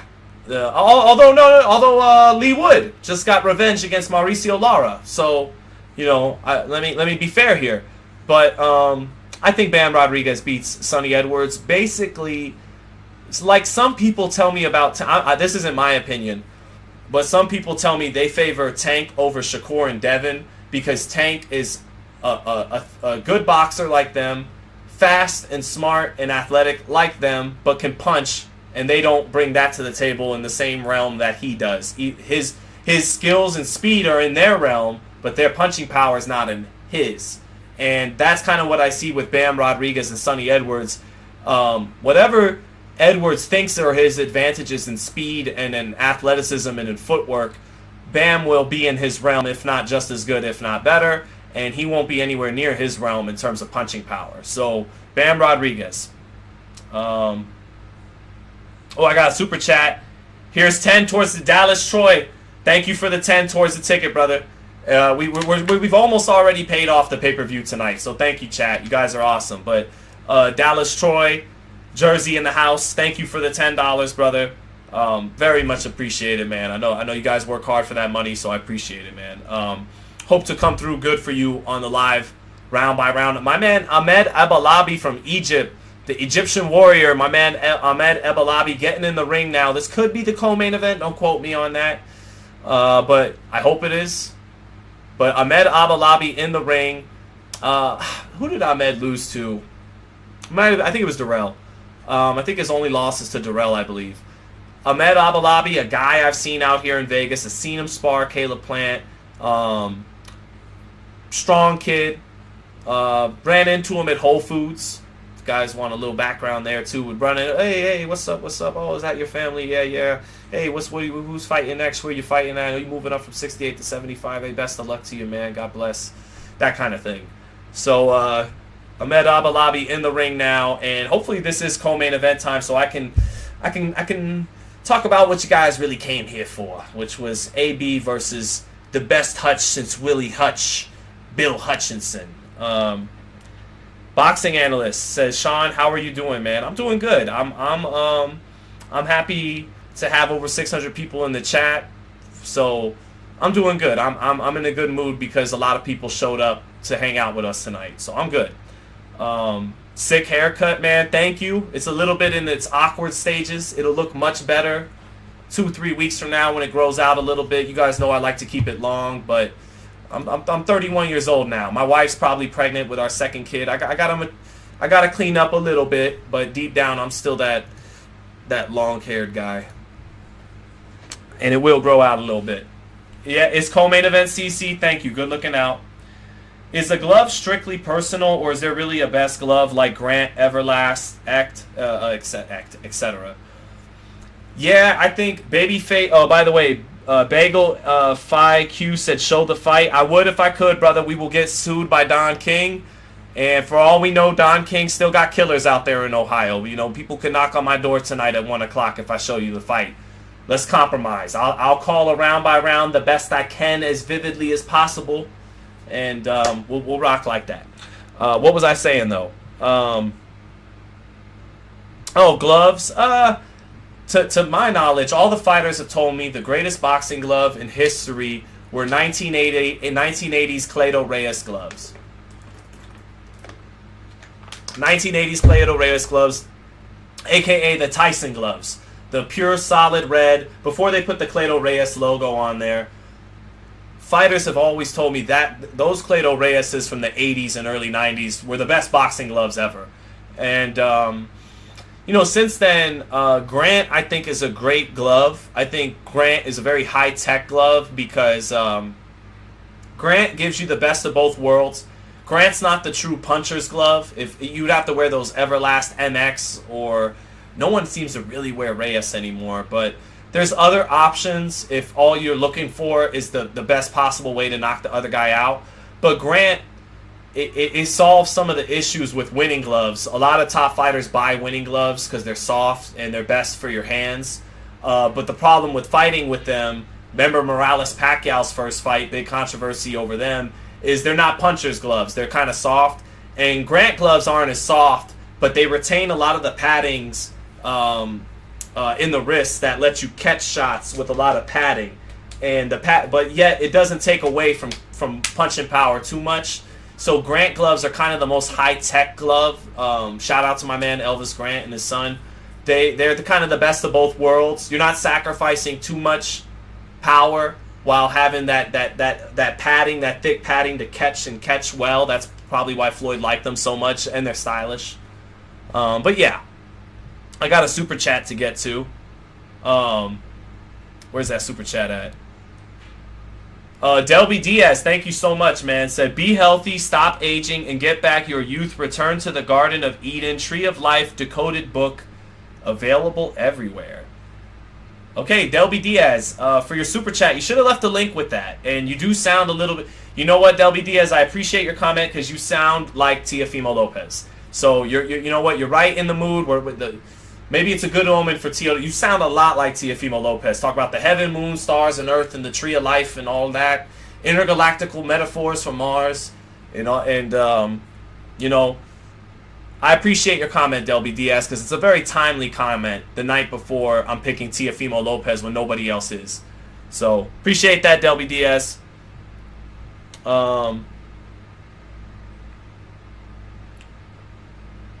Let's see here.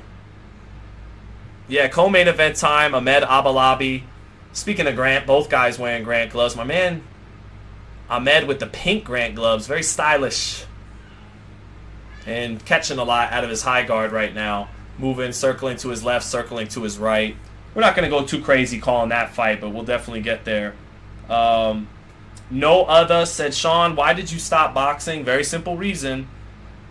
Well, self-belief. I think a reason a lot of these kids, fighting isn't something that's going to come natural to most guys. It's just not. Getting hit in the face isn't easy, and you need someone, and that's why usually it's their father. You need someone to keep pushing you to believe in yourself and to keep getting in that ring and keep getting in the gym. But beyond that, this isn't a sport for you to just be decent at. This isn't a sport for you to be good at. This is a sport you do only if you think you could be champion. And I had a couple little amateur fights at 14 and 15 years old in 06, 07, but I knew I didn't have the athleticism, and I knew I didn't start young enough, and I knew I didn't have that incredible toughness in taking punishment.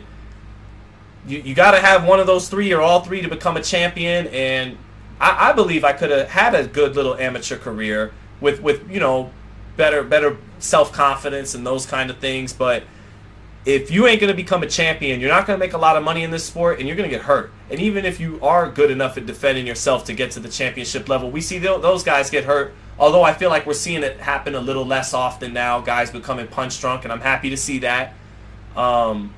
But part of why those guys were punch drunk back in the day is they paid the cost to be the boss. They paid the ultimate price to be great. But yeah, anyway, that's why. Because I wasn't going to be champion. And this ain't the sport for you if you're not going to be a champion. Ain't no use in getting your head knocked in if you can't become champion. Sean, do I remember the Attitude Era? Of course, that's the greatest era of wrestling. It's a era that couldn't exist now.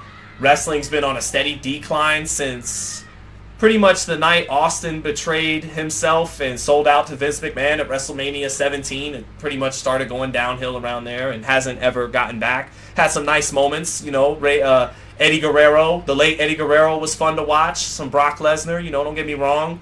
But yeah, let me see here. Let me see what else we got. Who you got, Morrell or David Benavidez? Says Chance Livingston. Reminds me of Sean Livingston on my 2K My Team, the mid-range master. But I favor Benavidez right now, but I think Morrell projects to beat Benavidez because of his feet.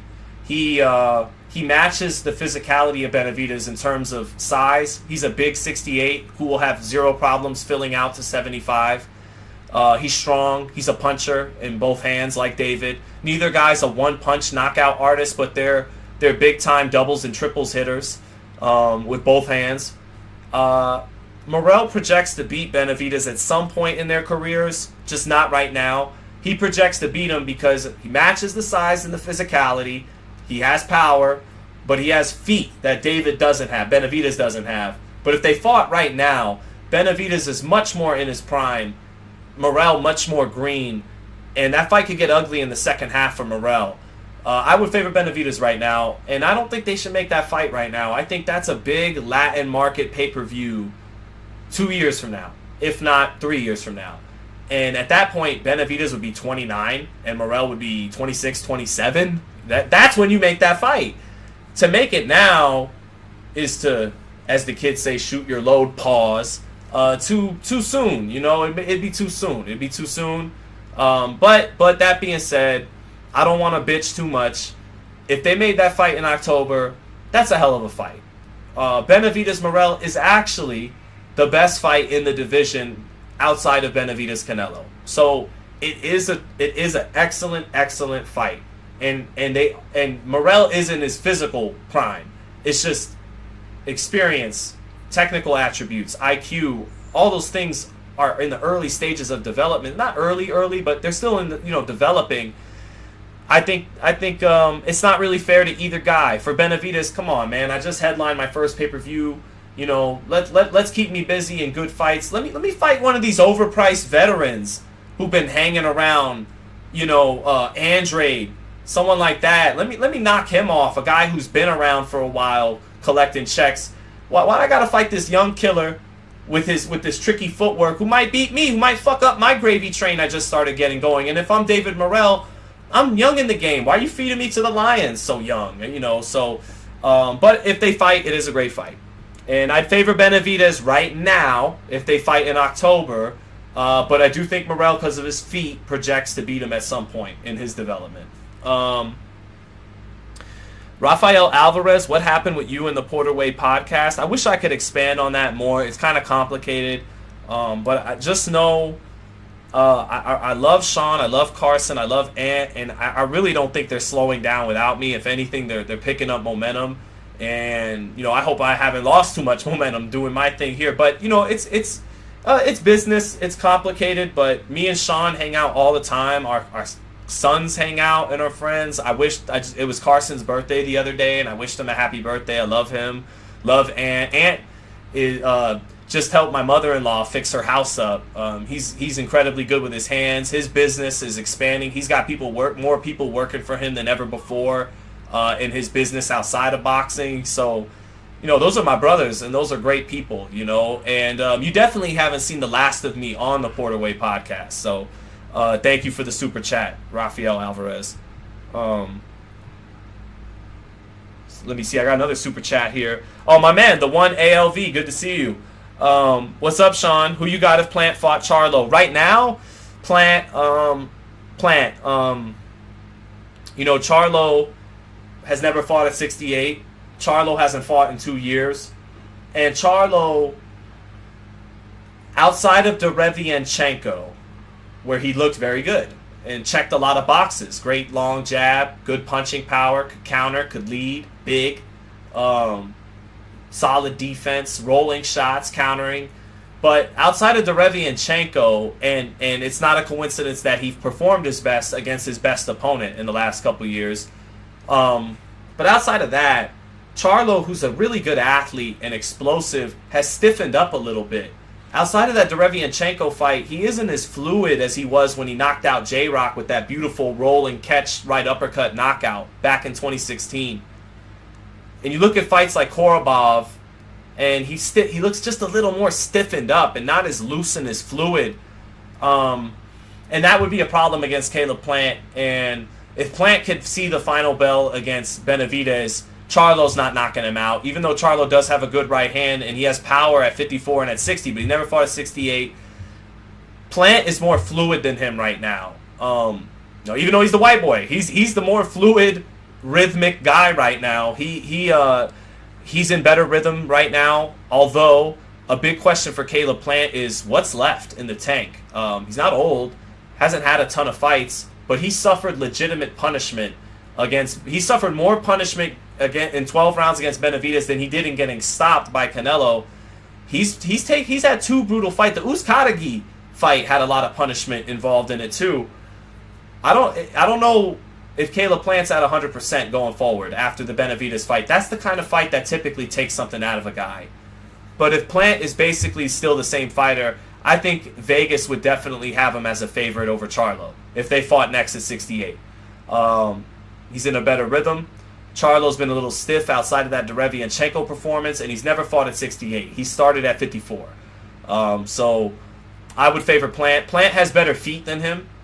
Plant has much better feet than Charlo.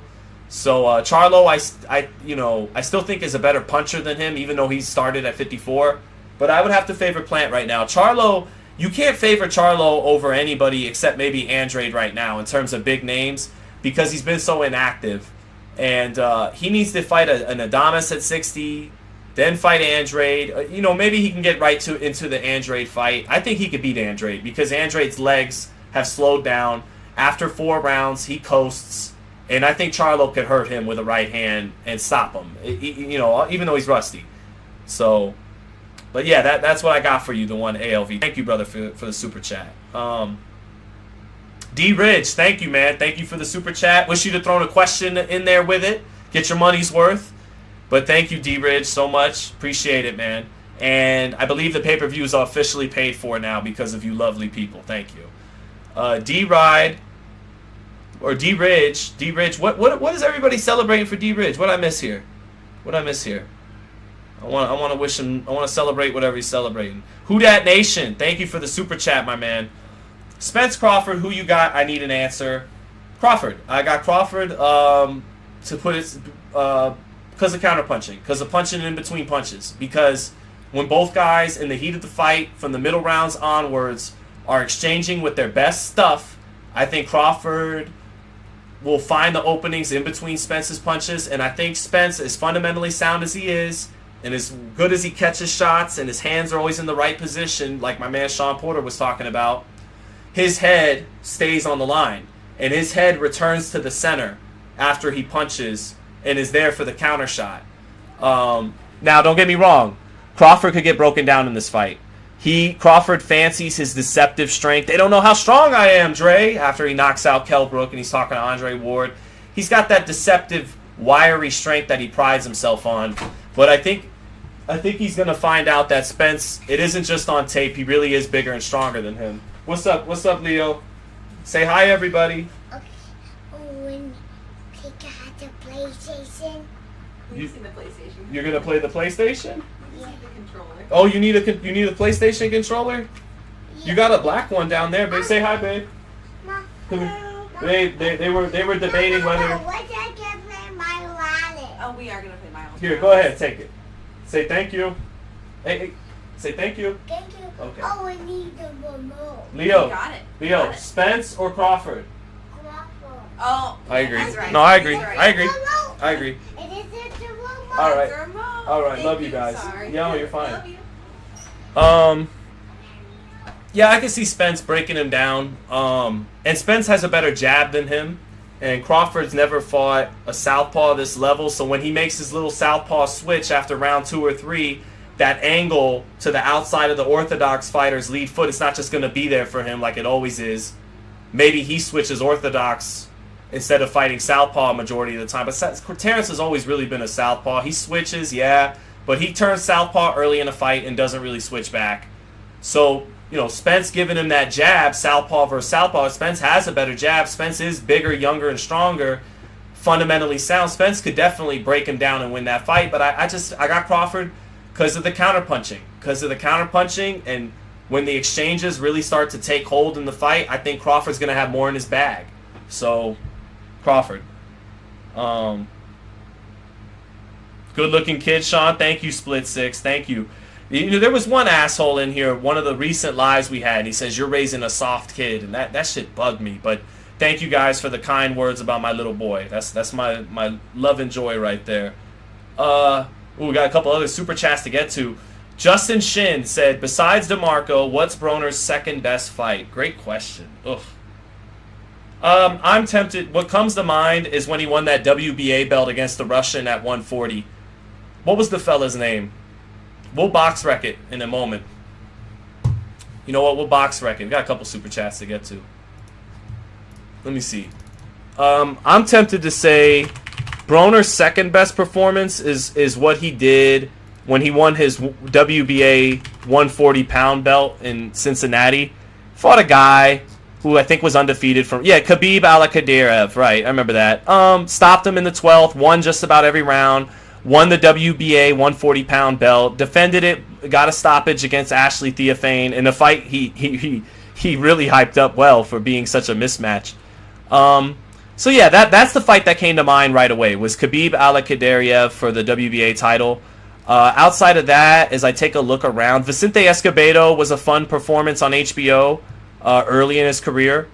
But yeah, I'm tempted to say it was this right here, this fight right here. Thank you for the super chat. Let me see what else I got. Let me see. Oh, it was your first super chat. What's up with Danny Garcia? D-Ridge, of course the big word is he's fighting Erislandy Lara for the WBA middleweight title, but at 155 pounds. I think that fight is confirmed for August already. Let me do my job here. Let me actually pretend to be a media guy. And Danny Garcia, Erislandy Lara. Yeah. That was August 5th. Yeah. Yep, 155. Okay, so at least I wasn't. Yeah. Okay. Yep, August 5th. WBA title on the line. Is it the regular or is it the super? Is it the regular or the super? Let me see if an article tells us that. Thank you, D-Ridge. Well, let me just do this. And it's still co-main event time for the AB fight. We'll be ready to rock with that main event as soon as we get there. Okay, middleweight. Go away. Yeah, he's the full champion. He's the full champ now. Because I think Ryoto Murata had it. Right. Triple G vacated it. Right. Is Triple G still got the IBF, or you vacate that too? Let me see.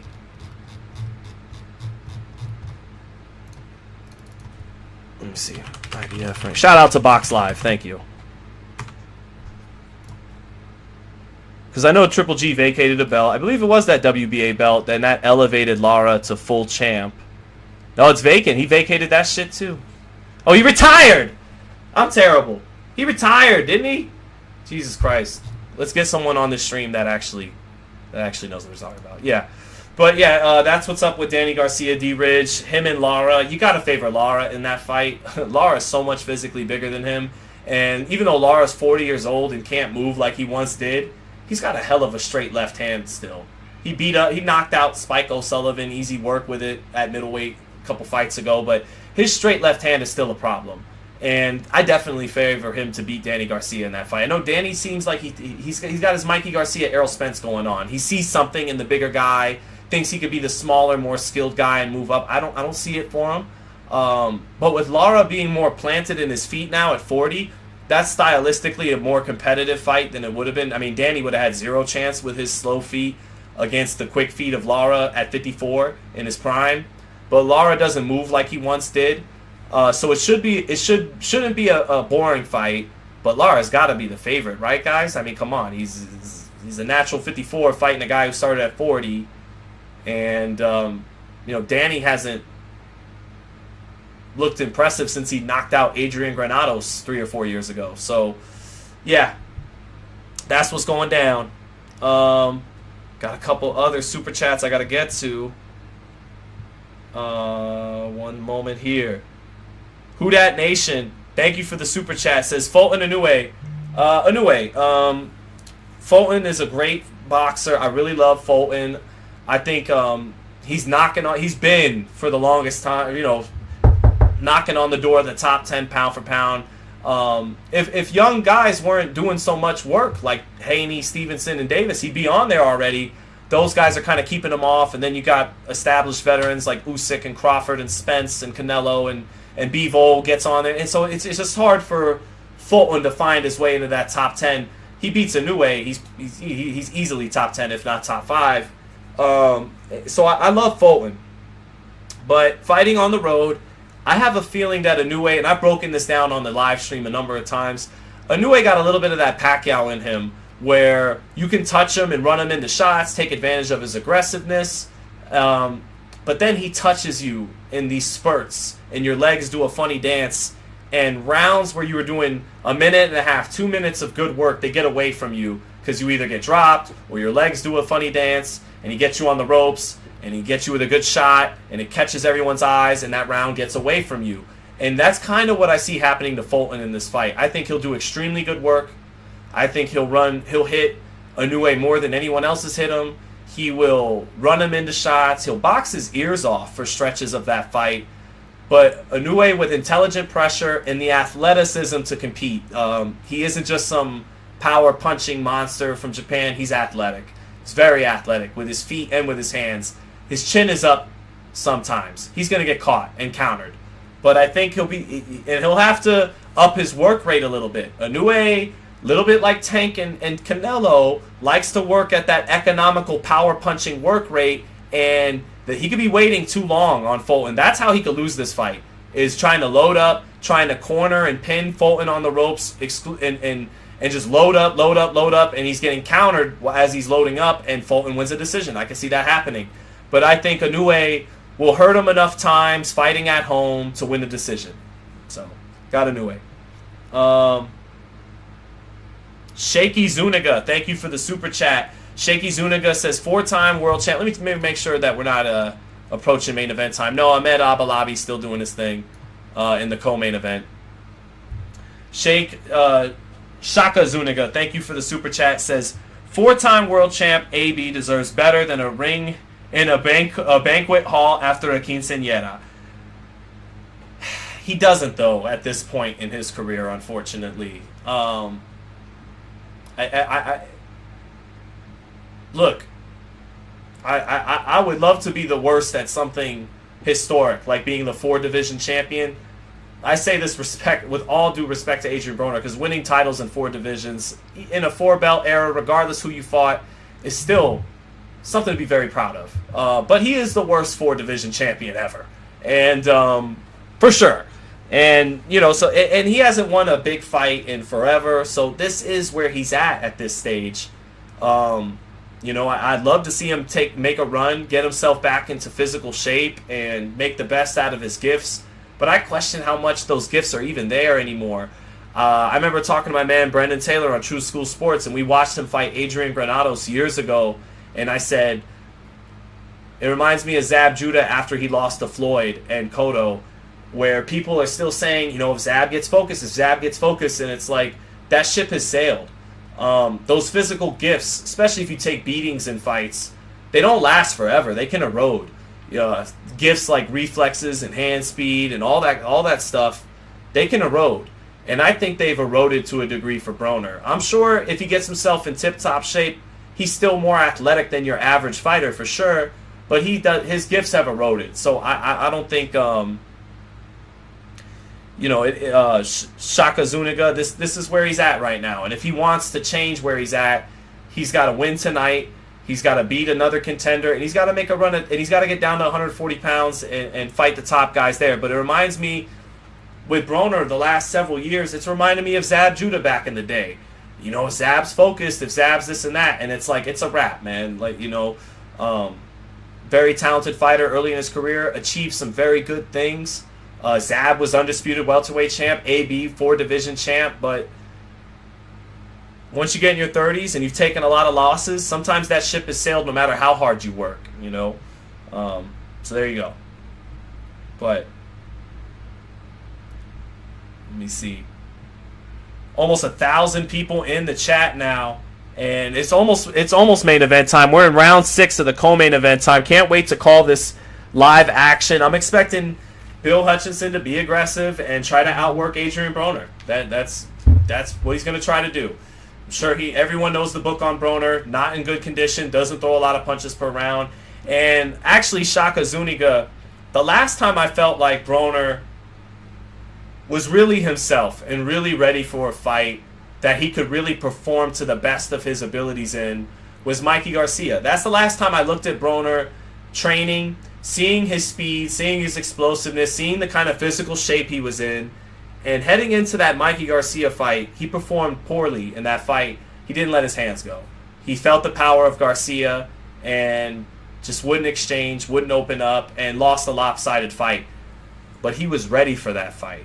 By the time he fought Pacquiao, some of those gifts had eroded a little bit. And he did what he could and got to the distance with Pacquiao, fought a solid defensive fight, barely won any rounds, but got to the, you know, but by the time he fought Pacquiao, and I know everyone says really after Maidana, like that was it. And it was, in terms of he never was comfortable letting his hands go again against anywhere close an elite level of opposition. Even sometimes against guys lower than that. But the last time I really felt like his physical gifts looked like AB was that Mikey Garcia fight, and he showed up and he didn't let his hands go. And ever since then, no matter even if it's the best version he could summon, I've never felt like the gifts are back to what they were. Not since the Mikey Garcia fight. Not for the Pacquiao fight. Certainly Santiago. Certainly not. You know. So we'll see. Where is the fight? It's in Miami. Someone said just bring it. Is that a reference to the third SmackDown game on PS2? That was a good game. Let me see. Oh, super chat from RH. Thank you, brother. Appreciate that. Malcolm Emmanuel. Good to see you in the chat, man. Rob Unique. Let me see what else. I'm just getting through chat. Uh-oh, hold up. RH, thank you for the super chat, brother. And it helps me keep things moving here as we wait for main event time. Canelo versus Beterbiev. Who wins? Beterbiev. Beterbiev, I originally favored Canelo. I was on that Kool-Aid a little bit. Canelo was after when Canelo went on his run in 2021, and that kind of feels like that's going to be the peak for Canelo, was 2021. His critics will say, come on, it was Callum Smith. It was three white boys. It was Callum Smith, Billy Joe Saunders, and Caleb Plant. Come on. And he only mentioned undisputed once David Benavidez got stripped, incoincidentally. But in today's era, where guys are fighting once or twice a year, to grab 4 belts, to become undisputed in 11 months, is it's a great thing. It's a great feat he accomplished, and it looks like it might have been his peak.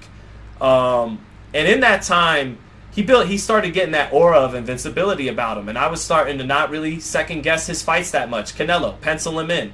The only guy I thought would beat him was maybe Benavidez. And right now, I favor Benavidez to beat him. So I thought that I didn't give Beterbiev enough credit. Oh, you got knocked down by Callum Johnson. You punched like a fucking truck, but you're a little one-dimensional. You're a little one-dimensional. Then I saw him fight. Then I saw Canelo lose to a real light heavyweight in his prime, in Bivol. And then I saw Beterbiev fight Joe Smith, a guy who actually really is just a one-dimensional puncher. And he showed me how many levels above he is just that. And he had beautiful footwork against Joe Smith. The kind of, when he fights the slicker, faster guys, that footwork's not as consequential. Like when he fights a Marcus Brown or Anthony Yard, more athletic fighters, that's when he has to just go and get them, pretty much. But he showed me in that Joe Smith fight, he's got more skills than I've given him credit for, more life in his legs than I've given him credit for. And then when I saw how much Canelo struggled with a real prime light heavyweight in Bivol, I had to change my pick. Beterbiev beats Canelo, so yeah, that's that. But I originally thought, Canelo could eat him up. Beterbiev will come right to him. It's not as tough a style matchup as Bivol, who's got good feet and that great jab. Beterbiev will come to bring the heat, and Canelo said, come get it, and walk into these counters. So, but I had to change my, further data made me change my opinion. My boy need a better barber. It'll look better. It'll be more natural with my free-flowing locks in a couple weeks. It is looking a little rough right now, I won't lie. And obviously I didn't go to a barber. I went to a salon, had a lady cut it, and it shows. But I got long hair. You got to let the ladies cut the long hair. Oh, whoops, what'd I just do? Oops. You didn't see that. Oops. But, yeah. Let's see here.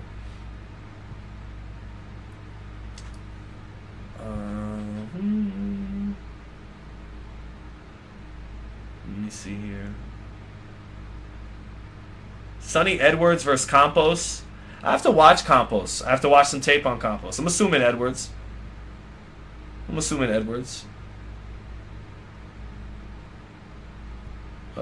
was good in the Jesse Vargas fight. Was Broner Chancellor? He was. That was a great fight.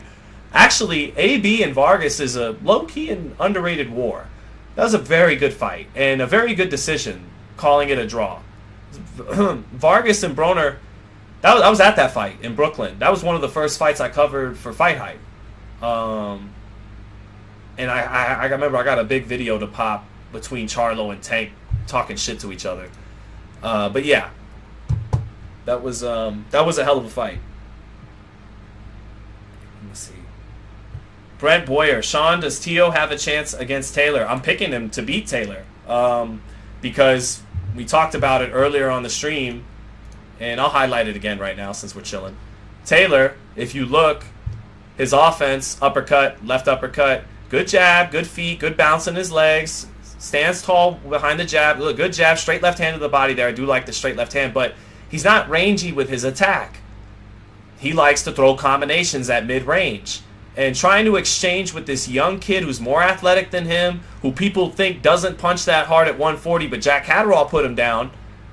I bet you Tio punches harder than Jack Catterall. I think Tio is going to catch Taylor with a right hand tomorrow night. Could totally be wrong. The consensus is that this kid is mentally fucked heading into tomorrow night, and that Taylor is going to take advantage of that and win the fight. That could very well be what happens, but styles make fights, and I just think this guy's aggression, his willingness to exchange, could get him caught by a right hand he doesn't see coming, that he walks into, and he could get hurt in a way he hasn't been before. Taking Lopez.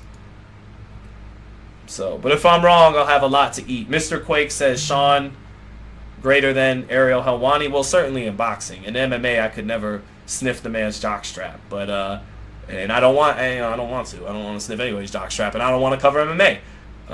But I appreciate that, Mr. Quake. You miss the 90s? I think we all do. I think everyone missed the 90s aspects of it. King Tony says, you're wrong on this one, brother. That's what most people are telling me. And I started the live by telling you guys, convince me. Am I insane? 21 out of 21 experts picked on the ring picked Taylor. And they all know what they're talking about. Everyone they polled there knows boxing. Regis Prograis is a champion in the same division. Pick Taylor. But styles make fights, man. And I think Taylor being this tough Scotsman, talking about I'm going to stop him between 6 and 8, that's how he lets the counter puncher do what he does best, counter. And eventually, even if you're having success, even if it feels like it's going to script, you keep opening up and exchanging and throwing combinations. Tio will have his opportunity to land that counter shot that he doesn't see coming that hurts him. I see that happening. There's a good chance I'm wrong. Everyone seems to think it's going to go the other way, but I was right when Tio beat Lomachenko because I knew southpaw aggressive style, that's not his kryptonite. His kryptonite is more like a Devin Haney type style. Shakur Stevenson, I think, is a boxer. I don't think it's a guy trying... I think when you let him be the boxer, let him be the counterpunch instead of forcing him to lead, where he likes to keep that lead left hand low and he doesn't pick it up when he tries to cut distance. That's why he went down on right hands by both Sandor Martin and George Kambosos, was those guys were using their feet. And I think Josh Taylor will use his feet early, but at some point, that temperament of his, he's going to want to exchange. And I think that's what's going to work to his detriment at some point in this fight.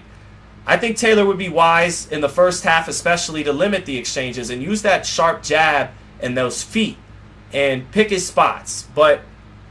And I think he will do that early, but I think his temperament's going to get the better of him, and he's going to want to beat this kid up. He's going to want to put some combinations on him in exchange, and that's going to give the counterpuncher a chance to land that shot. So I favor Lopez, but we'll see, man. And then we'll see. Good chance I'm wrong. Back in Miami, and it's round 9, so we're almost at the finish line, folks. We're almost at main event time, and we can call this live round by round. There's 1,100 people in the chat.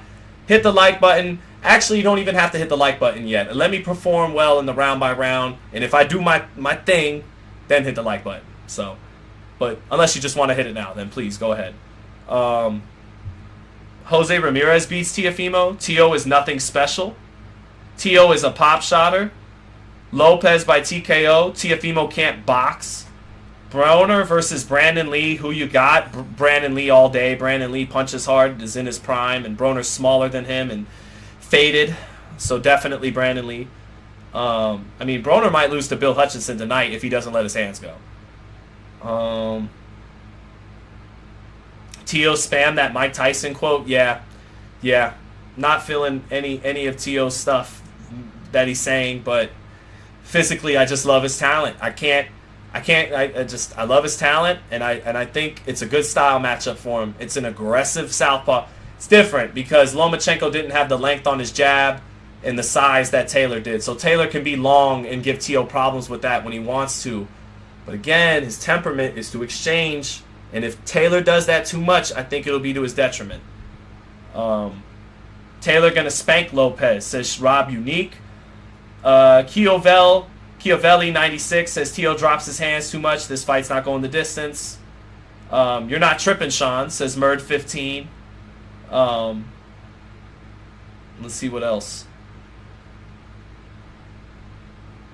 Super chat from my man RH. Thank you, brother. Those really help us keep the live moving. Beterbiev just said Canelo would be tougher than Bivol. He says that. He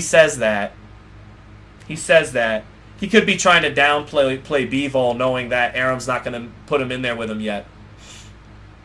Downplay the guy. But Beterbiev doesn't strike me as that kind of guy. I think but then again, you want to build up Canelo, because the Canelo fight would make you so much money. You want to talk good about Canelo and make Canelo want that fight. But no, I disagree with him. I favor Bivol over Beterbiev because Bivol is a very strong guy, great neck, great shock absorber. And I think he could be the rare, maybe the only fighter at light heavyweight who could withstand some of that power from Beterbiev. And he's got a better jab than Beterbiev. And he's younger than Beterbiev. And Beterbiev showed me in that Joe Smith fight, he's got better legs than I gave him credit for, but not as good as legs or as good a jab as Bivol. And I don't think Beterbiev will stop Bivol. I think Bivol will have the physical strength, strong, young Russian guy, that big neck. I think Bivol, and then underrated power. It's just Bivol doesn't sometimes believe in his power. Sometimes he just doesn't think knockout. After he got hurt by Joe Smith, became more conservative, jab heavy, win every round. Don't go crazy trying to hurt the guy. But I think Bivol can punch. And I don't think Beterbiev stops him. And if it goes to the cards, I favor the jab and the youth and the movement of Bivol. So that's what I see there. Mason Abdallah, thoughts? Who's the 140-pound boogeyman? Mason Abdallah. Trying to. You're not talking because I got them mixed up. There's Amir, there's Abdullah, and then there's Mason. I'm not as familiar with Mason Abdallah. I feel like Amir Abdallah, or Jesus, what's the kid's name? From Top Rank, the kid who's there's five of them. There's 5 Abdallahs, so forgive me. But the young one that Top Rank signed is a fantastic prospect. And who's the 140-pound boogeyman? I don't think there's a true boogeyman in the division. It's a lot of parity in the division. It's competitive fights throughout. I think T.O., Taylor, Prograis, Matias, Gary, Antoine, Russell, even Rolly a little bit. You throw them in a pot and it's competitive fights. The boogeyman, I don't know.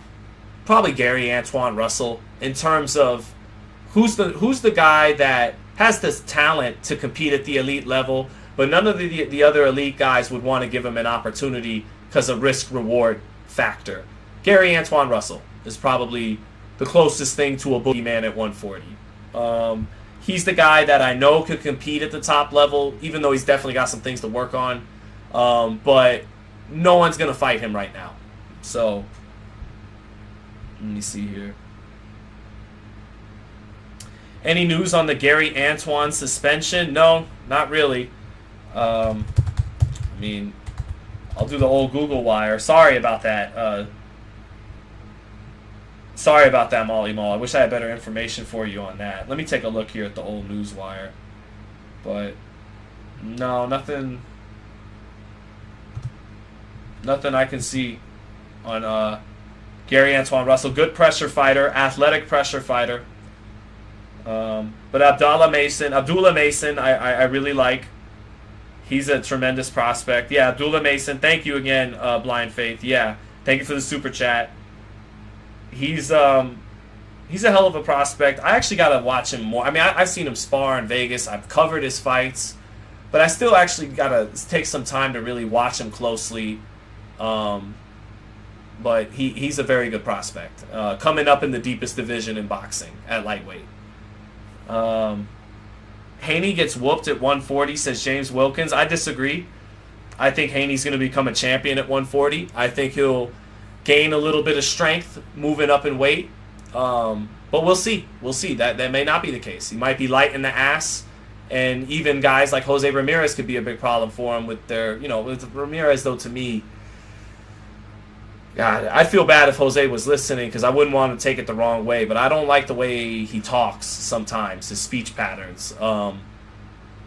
And being an aggressive, come forward at all times fighter, that shelf life isn't the best for those guys. But guys like that could still be a problem for Haney if he's light in the ass when he moves up. But I suspect Haney will move up strong. And at 24-25, coming off a great chess match with Lomachenko, he's going to be even better than the last time he was out. And I think Haney will become champion at 140. So, but we'll see. I would favor Haney over the winner of tomorrow night's fight, but we got to see. I'm hoping that's the fight we get next.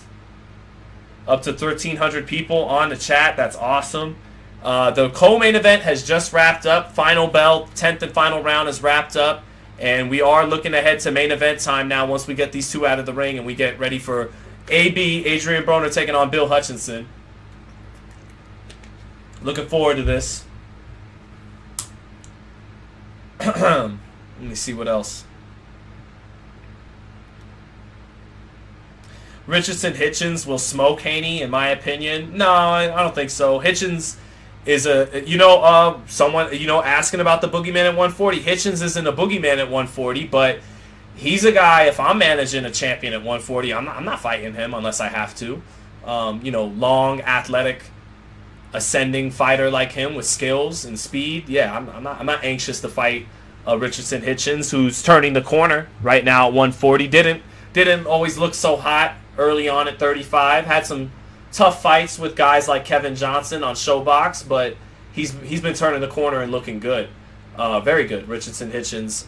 But no, he doesn't smoke Devin Haney. He's got a lot to prove on that elite level. Devin Haney's proven himself to a degree on the elite level, and Hitchens hasn't been anywhere near that level yet. So Ryan is going to smoke Rolly Packs. I do favor Ryan in that fight. But that's a hell of a fight. That's a very fun fight. That's a very fun fight. I would like to see that fight, but I don't even think that Ryan should jump right into that. Ryan should get a tune-up back. But if he wants to jump into it, jump into it. It'll be fun. I'll cover it. I'll have a great time covering it. I would favor Ryan. His punches are a little more compact than Rolly. Rolly did look timid and gun-shy. But that was after getting knocked out by Tank. Let's see if Ryan looks timid and gun-shy after getting knocked out by Tank. He definitely got more timid after the first knockdown when they fought. But I would give a slight edge to Ryan to beat Rolly if they fight next. More compact with his punches, sharper. But Rolly might be a little bit more of a dog than him. But we'll see. I kind of feel like they're not going to fight next, and it's just talk. De La Hoya and Ryan's promotional company are intent on him fighting on DAZN next time, and Rolly's not fighting on DAZN. PBC feels like that's our fighter. He just made his biggest money on PBC. The kid with his advisor Lupe Valencia, they love Al. They're probably telling Oscar, man, quit bullshitting and send him over to Showtime for Rolly, just like you did with Tank. And Oscar, who can't stand those people, that's the last thing he wants to do. But he can't find himself he could find the real reason Oscar had to step aside and allow Ryan to fight Tank was he was probably going to find himself in a courtroom if he stood in the way of that fight, which he may have had the power to do so. But then he loses Ryan inevitably and could be in a court in a lawsuit where Lupe Valencia and them have him tied up saying you're preventing your fighter from maximum earnings. That's the kind of thing, I'm not a lawyer, but I imagine you could, if you have a case, you could tie up. And so it'll be tough to send, there'll be obstacles to get in the way of Ryan and Rolly again. But ultimately, if there's a lot of money on the table, Oscar might have his hands tied again and have to send Ryan over there to fight Rolly. So we'll see. All the things and we're up to almost 1,400 people in the live chat. Co-main event is officially wrapped up. Nate Campbell, man, the Galaxy Warrior, the former unified lightweight champion out of Florida, won that unified lightweight title in an upset over Baby Bull Juan Diaz. I remember that fight back in the day. Took Baby Bull's anyways. Nate Campbell, shout out to the OG there, commentating live in Miami, and we're ready for this main event to get started any moment now. For ring walks to start, for Bill Hutchinson, Adrien Broner. Bill Hutchinson nowhere near the accomplishments and the talent of Adrien Broner, but Broner in his 30s, inactive, doesn't throw a lot of punches. If Hutchinson's in shape, he might win this fight just based off being in shape and throwing punches. So we'll see. But let me see here. Much love, chat. I think I got some super chats to get to in the chat. Okay, Blind Faith, thank you so much for the super chat. Blind Faith says, fantasy fights, Roy versus Ray Robinson, Hagler versus Monzon, and Julio Cesar Chavez Sr. versus Alexis Arguello. You, Showbiz the Adult, and Gems are your favorite channels. Shout out to them, and thank you, Blind Faith, for that. Appreciate that, brother. Thank you for the super chats tonight. Okay, so Roy versus Ray Robinson. Tough fight to call because I'm gonna say Roy, but tough fight to call because Roy he beat a young Bernard Hopkins to win the IBF at middleweight and then quickly moved up. And Roy's prime came at 168 and 175. He was a young gun, a young bull at 160. That wasn't his prime. So you're asking me for a fantasy fight that at the only weight it could have happened at, it would have been a young bull Roy Jones against a prime Sugar Ray Robinson. Roy Jones, obviously a naturally physically bigger and stronger man because Ray Robinson started at welterweight, is the greatest welterweight of all time, arguably the greatest middleweight of all time. And then Roy winds up winning the heavyweight belt, probably on the juice, against John Ruiz. And is one of the greatest top 5 light heavyweights of all time. Ray Robinson lost to Joey Maxim in Yankee Stadium for the light heavyweight belt. So I'm going to take Roy. I'm going to say their fantasy fight is at 168 and Roy wins because he's the bigger guy. And he's the greatest physical specimen pound for pound in boxing history. So head to head, I'll give the edge to Roy being the bigger guy. But Ray Robinson is a greater fighter than him, pound for pound. Hagler versus Monzon, I got Hagler. I think two similar guys that aren't the fastest guys in the world, who punch very hard, have great timing and skill. But I think Hagler had better feet than Monzon and was a better athlete than Monzon. And I would pick Hagler. Hagler was a little more athletic than Monzon. Both could punch. Both had great timing. Both were mean and tough. But Hagler a little quicker. Neither guy that fast, but Hagler a little quicker, a little bit better feet, a little quicker off his jab in that southpaw stance. Could switch, so a little bit more wrinkles to his game. Would have been a hell of a fight. I favor Hagler. And then Chavez Sr. and Arguello, very close fight. I give the edge to Arguello, but I could see those body shots when he pins Arguello on the ropes being a problem. But it took Aaron Pryor, a hard-punching 140-pounder, and Chavez started at 30. It took Aaron Pryor 13 or 14 rounds of hitting Arguello with his best before he finally folded. And he hits harder and is more explosive and athletic than Chavez at 140, certainly. And so if it took him 14 rounds, I don't think Chavez stops Arguello. And Chavez got to walk through a lot of shots to get where he wants to go on the inside with Arguello. I think Arguello would have beat Chavez by decision. Arguello was a little bit better of a boxer than Chavez. Beautiful straight right hand. I would have favored Arguello at lightweight or at 130. But it would have been a great fight. I'd favor Arguello. Thank you so much for the super chat. And let me get to that other super chat from my man RH. Where is it at? Hope I didn't lose it now. RH, thank you, brother. Bud versus Ennis. Who wins? You know your stuff. If they fought right now, you'd have to favor Bud, even though I feel like Ennis is the more gifted fighter right now at this stage in their careers. Ennis, I was just saying Roy is pound for pound like the most gifted boxer ever. Ennis might be the most gifted fighter pound for pound right now in terms of athletic gifts. He's both a snapping puncher with that speed and sting and snap with the power, and a heavy-handed puncher. Crawford and Spence have two different types of power. Spence has heavy-handed punching power, thudding, thump, and Crawford got that quick snap power. And Boots kind of has both. And he's a real switch hitter, unlike Crawford. Crawford switches southpaw at a certain point, and he doesn't switch back. Boots will switch round around, minute to minute, has two different sets of punches out of each stance. So Ennis has all this wonderful talent, but his defense is still leaky. He still leaves his chin up. His hands don't always come back where they're supposed to in time.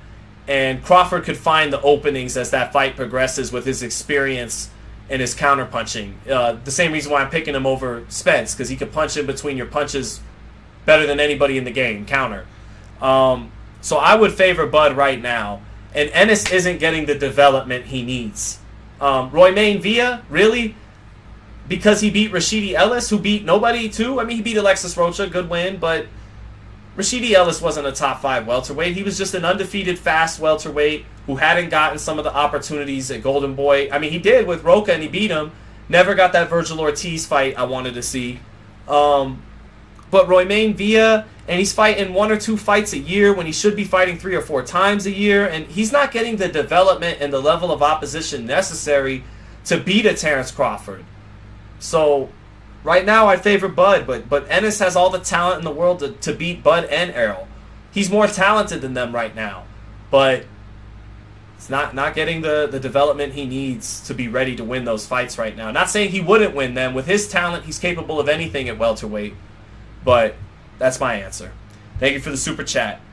We're up to almost 1,400 people in the chat, and it is main event time. They are singing the American anthem, and Don King, his promotional flag is draped in the Ukrainian colors. Don's been very supportive of the Ukraine. Don's always super political. Loves the United States, loves Israel, and right now loves the Ukraine. So do you, Don. It's your show. We ordered it. We're watching it. We're going to call this live round by round once we get started. But right now they are singing the national anthem of the Ukraine. So here we go. Fire in My Bones says, I think the Villa fight will be good. Good for Ennis. You know, at least he's not fighting Karen Shukajan again, who's just going to run away from him for his dear life, not even attempt to win a round.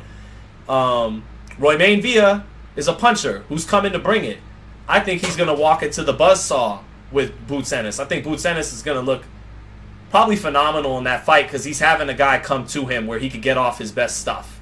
And not a guy who's just fighting for his dear life like Karen Shukajan.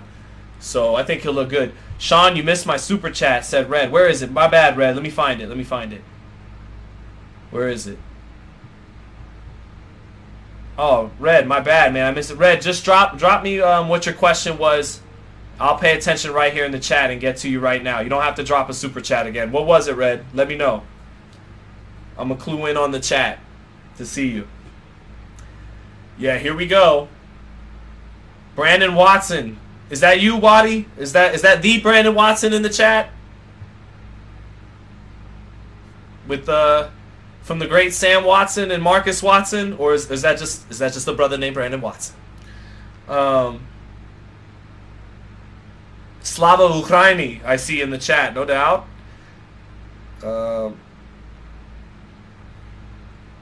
Red, I'm just waiting on Red to tell me what his super chat was so I can get to him. Blah27 said, you ain't never boxed. Oh yeah, this jab, this right hand says otherwise, buddy. This you wouldn't stop it. You wouldn't stop it. Anyways, by Law 27. You never boxed before, by Law 27. Let's see your jab. Drop a link in the chat, by Law 27. We're gonna start doing that to people who talk that shit. You gotta drop your jab in the chat. See if your jab's better than mine. Where was Red at? Sean, I was kidding. Oh, okay, you were kidding. Damn, you could have finessed the question. You should have said that. I'm just kidding, Red. Bylaw 27 said soft. Bylaw 27, I'm not feeling it. I'm not feeling the haterade. I'm gonna need you to post in the chat a link. Post a little video of your jab. I'm bragging. I don't think your jab's as good as mine. I need to see video. I showed mine.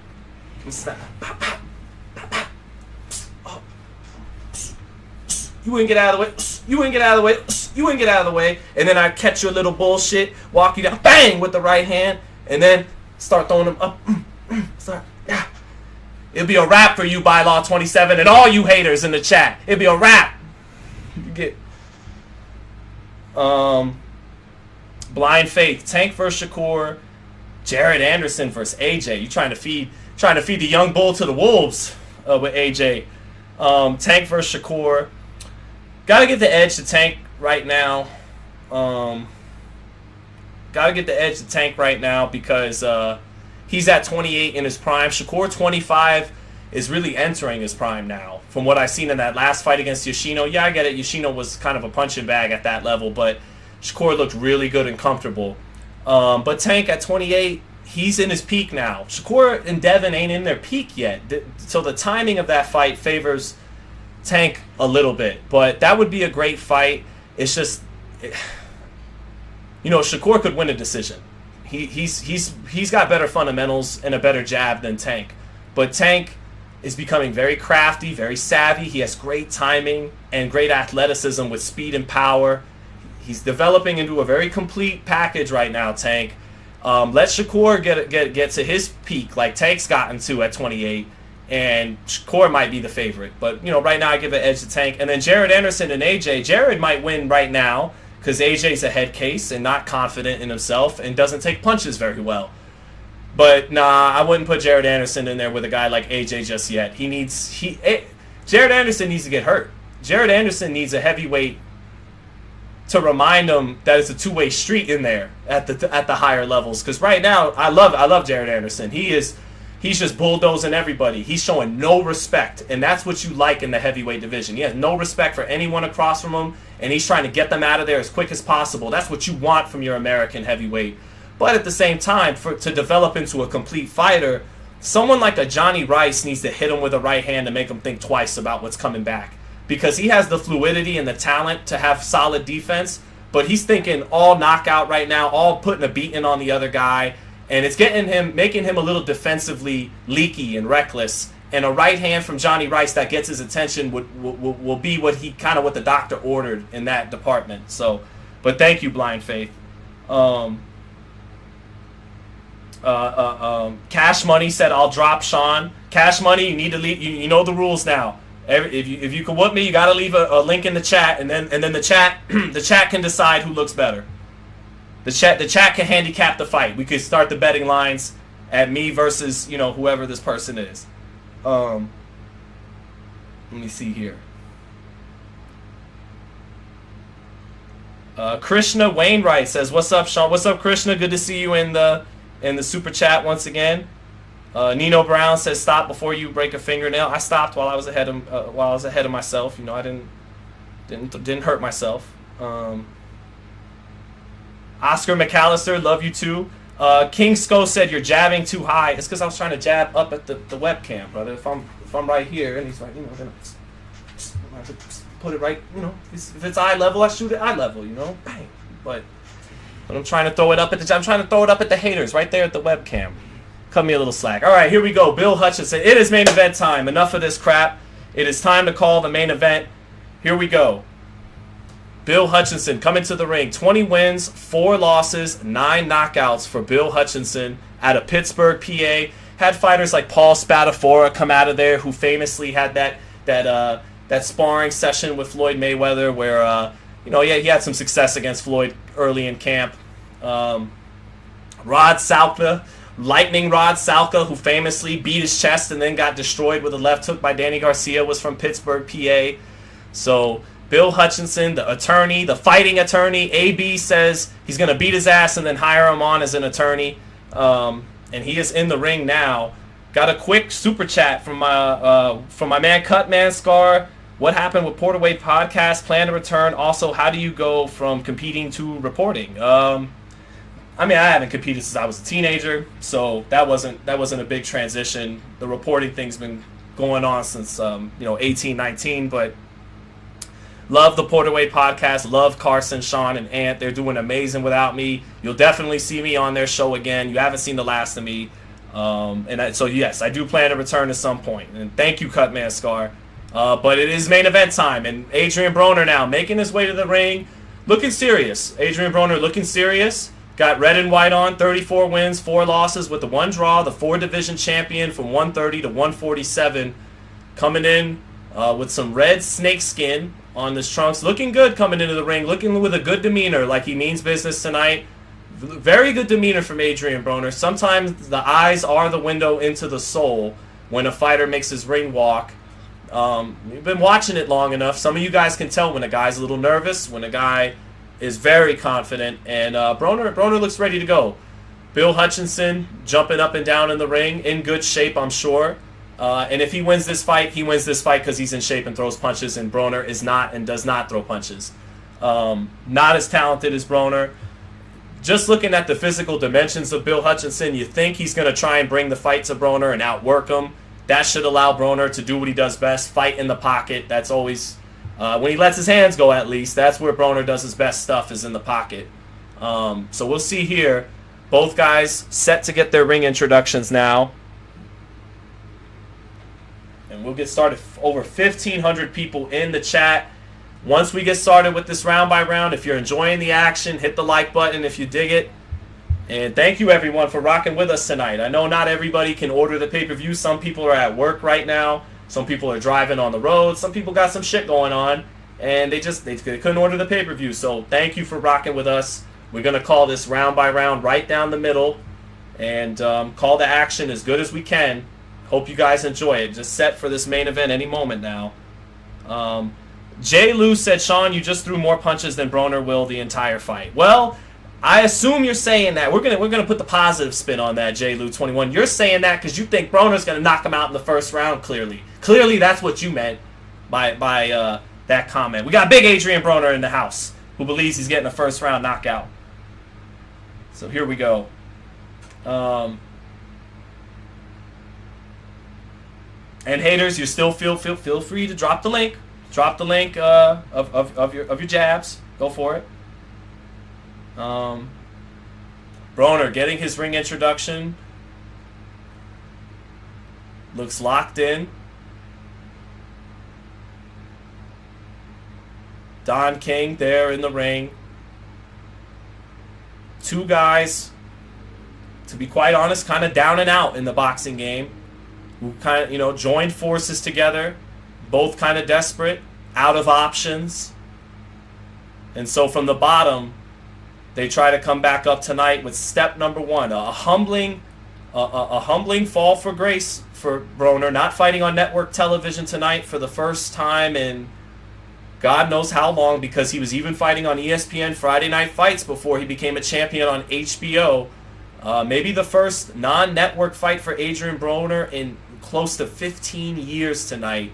Shirt gets taken off, and Broner's body not as solid and as cut as Bill Hutchinson. Broner not really sharp with the abs tonight, nothing like that, but here we go.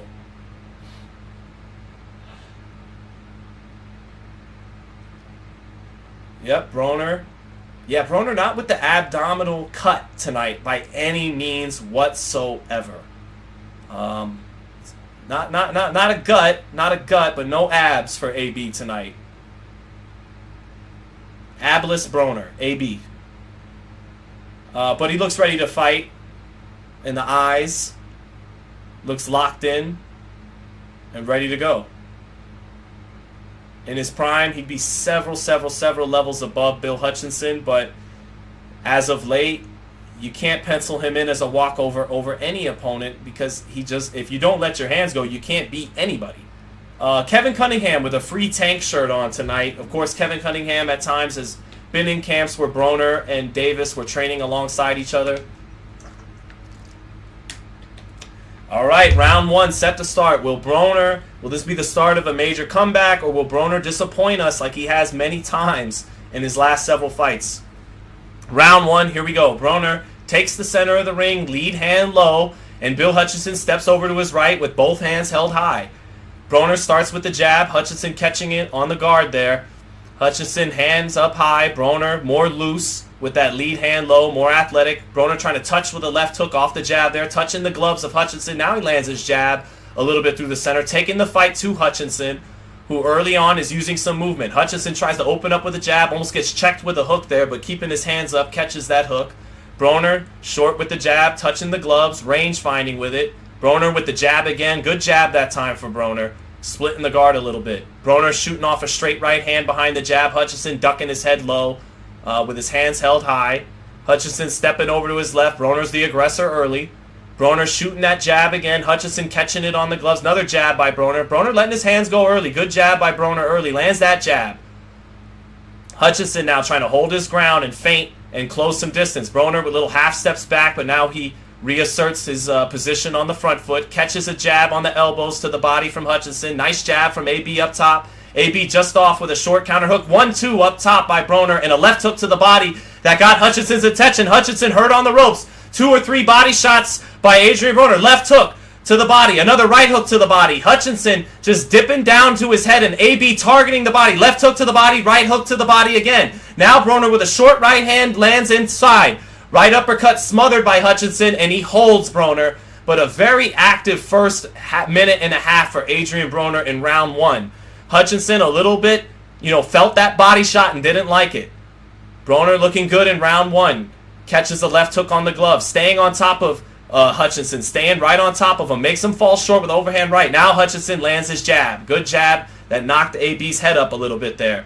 AB on the front foot, hands up high now, picking that lead hand up, shoots a jab.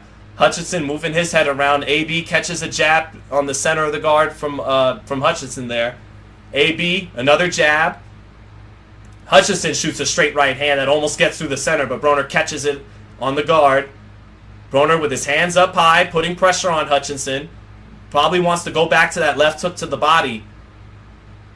AB looking decent in round 1. Good jab. Left hook to the body lands for Broner. There it was. And a right uppercut grazes the chin of Hutchinson. Straight right hand lands for Broner. Larry Holmes ringside watching on, smiling.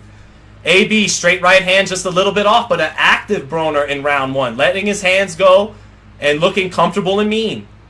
Broner with the hands up, takes a half step back, makes Hutchinson fall short with the jab, reasserts that front foot. Oh, little right hand lands for Hutchinson, but he gets checked by a left hook in return by Broner. Nice left hook by Broner there. Broner with a nice left hook. That's his best punch, and that's it for round 1. 10-9, Adrien Broner. Good first round for Adrien Broner. Established his jab, and then got the left hook to the body in, and that hurt Hutchinson halfway through. Hutchinson dipping down on the ropes, getting away from the barrage from Broner after that. Not getting hit too clean with anything after that. Broner landing a right hand, during that. Grazed him with a right uppercut, but his best work was really done to the body that round. Good left hook to the body by Broner. That's the shot. Oh, right here on the replay. Broner letting his hands go. The jab, the straight right hand, set up the left hook to the body. And that's what combination punching will do for you instead of throwing one at a time. The guy might get out of the way of the first shot, the second shot, but that third or fourth or fifth shot will get in if you know how to put your punches together, and that's what Broner did there. That left hook to the body got in. So Broner, against this level of opposition, looking okay. Looking solid in round 1. Looking like he's fighting with a purpose. That's what I like to see right here from Broner. Round 2, will he sustain it? Broner starting with the jab again. Hutchinson trying to be a little more aggressive to start round 2. Now he takes his step out. Hutchinson trying to fight in a high guard and move his head around. Trades jabs with Broner. Hutchinson short arms, short with that left hook, and eats the jab of Broner. Now Hutchinson lands his jab after springing away down from a jab from Broner. Hutchinson shooting a jab to the chest. AB with a jab back up top. AB still the guy on the front foot. Hutchinson trying to hold his ground a little bit more in the center of the ring here. Jabs to Broner's body. Broner catches it on the elbow. Broner showing a couple of different looks. Ooh, little short left hook gets in there for Bill Hutchinson as Broner was adjusting his hands, looking for different looks. Broner, hands up high, shoots the jab through the center of the guard. Good job there. Hutch short with his jab. Broner touching with the jab, touching with another jab. Lands that second jab. Hutchinson getting his jab to the body, blocked on the elbow. Tries to counter with a hook up top, does Hutch, but he eats the jab through the center, and AB catching that hook. AB staying on top of him. Hutchinson getting his right hand blocked, and then he moves out to his right. Now Hutchinson touching with the jab. Another jab by Hutchinson. Broner short with his jab. Broner touching him with his jab. Staying on top of him now. Broner touching with the high guard on the jab, trying to set up a left hook off the jab. Hutchinson shooting his jab through the center. Broner blocking it. Broner coming back with his jab. Staying on top of Hutchinson. Looking like the stronger man. Hutchinson getting his 1-2 block. Broner with a short right uppercut. Left hook to the body lands for Broner. Jab up top lands for Broner. Now a little left hook lands there for Hutchinson. Working his hands up top. Broner comes back with a jab and a straight right hand through the center off that jab for Broner. Broner blocking the right hand, the left hook. Comes with a short right uppercut, does Broner. Right hand to the body, backed by Hutchinson in the pocket though. Broner blocking the jab too hard. Body shots by Bill Hutchinson. Right hook, left hook to the body. Back comes Broner with a left hook to the body. Hutchinson doesn't like it. He adjusts his trunks and clinches Broner. Broner with another left hook to the body after that. That's the best punch for him right now. Broner with a short right hand, but back comes Hutchinson with his own left hook to the body, but Broner not affected by his power. Broner landing a jab, standing on top of Hutchinson. Broner short left uppercut, trying to set up another shot behind it. Straight right hand, touching right hand by Broner, not sitting down on it. Broner high guard, staying on top of Hutchinson, chopping right hand to the body in the clinch for Broner. Nice chopping right hand to the body there for Broner. Broner, high guard, waiting to punch out of that high guard and stay on top of Hutch. Hutchinson falls into the clinch, eats a little right hand to the body there. Straight right hand as he tries to make his way out of the clinch. Another little chopping right hand to the body in the clinch for Broner. Straight right hand lands for Broner. That gets Hutchinson's attention. Broner setting it up with the left hook. The left hook missed, but he threw the straight right hand off of it. And Broner letting his hands go well, and that's it for round 2. 20-18, Adrien Broner. And I just like the purpose that Broner's fighting with. Yeah, he's in front of an overmatched opponent, but he's throwing his punches with bad intentions. He's fighting at a very good pace by his standards, and he's fighting with a purpose, with some meanness in there. Here's a replay, slow-mo replay. Broner getting his jab blocked, and yep, they show that straight right hand that got Hutchinson's attention near the end of the round, and Broner landed that right hand, throwing more than one at a time. Threw the left hook. Was short with it, but the straight right hand got in behind it. And if he's just looking to pop shot, if he's just looking for that straight right hand, it doesn't get in. But the left hook set it up. So good stuff by Broner. 20-18 early on.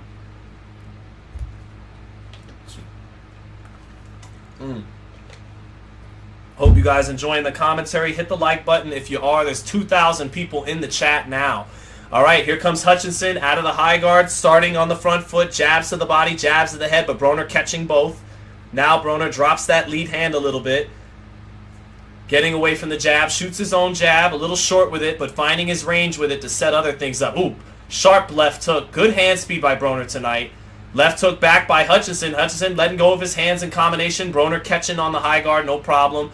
But Broner wants that left hook, wants that money shot. That's the shot he's looking for. Broner back on the front foot with both hands held high. Ooh, little good defense there by Broner. Now Broner loosening up. Jab to the body by Broner. And he dropped his hands and showed some upper body movement there by AB. Nice jab to the body by Broner again. Showing some different stances. High guard. Drop the lead hand. Do some stuff. Broner out of the high guard. Short little right hand to the body. High guard again. Searching for openings. They trade jabs. Broner knocks Hutchinson's head up with a jab there. Misses the second jab. Staying on top of the high guard. Short left uppercut. Straight right hand land for Broner. Nice short punches in mid to close range by Broner there. Pushing Hutchinson back. Hutchinson getting his double jab blocked. Straight right hand to Broner's body. He eats a hard jab. Does Hutchinson. Good accuracy by Broner here. Broner touching with the jab again. Big left hook lands for Hutch. As Broner staying in the pocket trying to land a left uppercut. And Hutchinson landed his left hook. Best shot of the fight for Hutchinson, but no effect on Broner. Broner walking through him.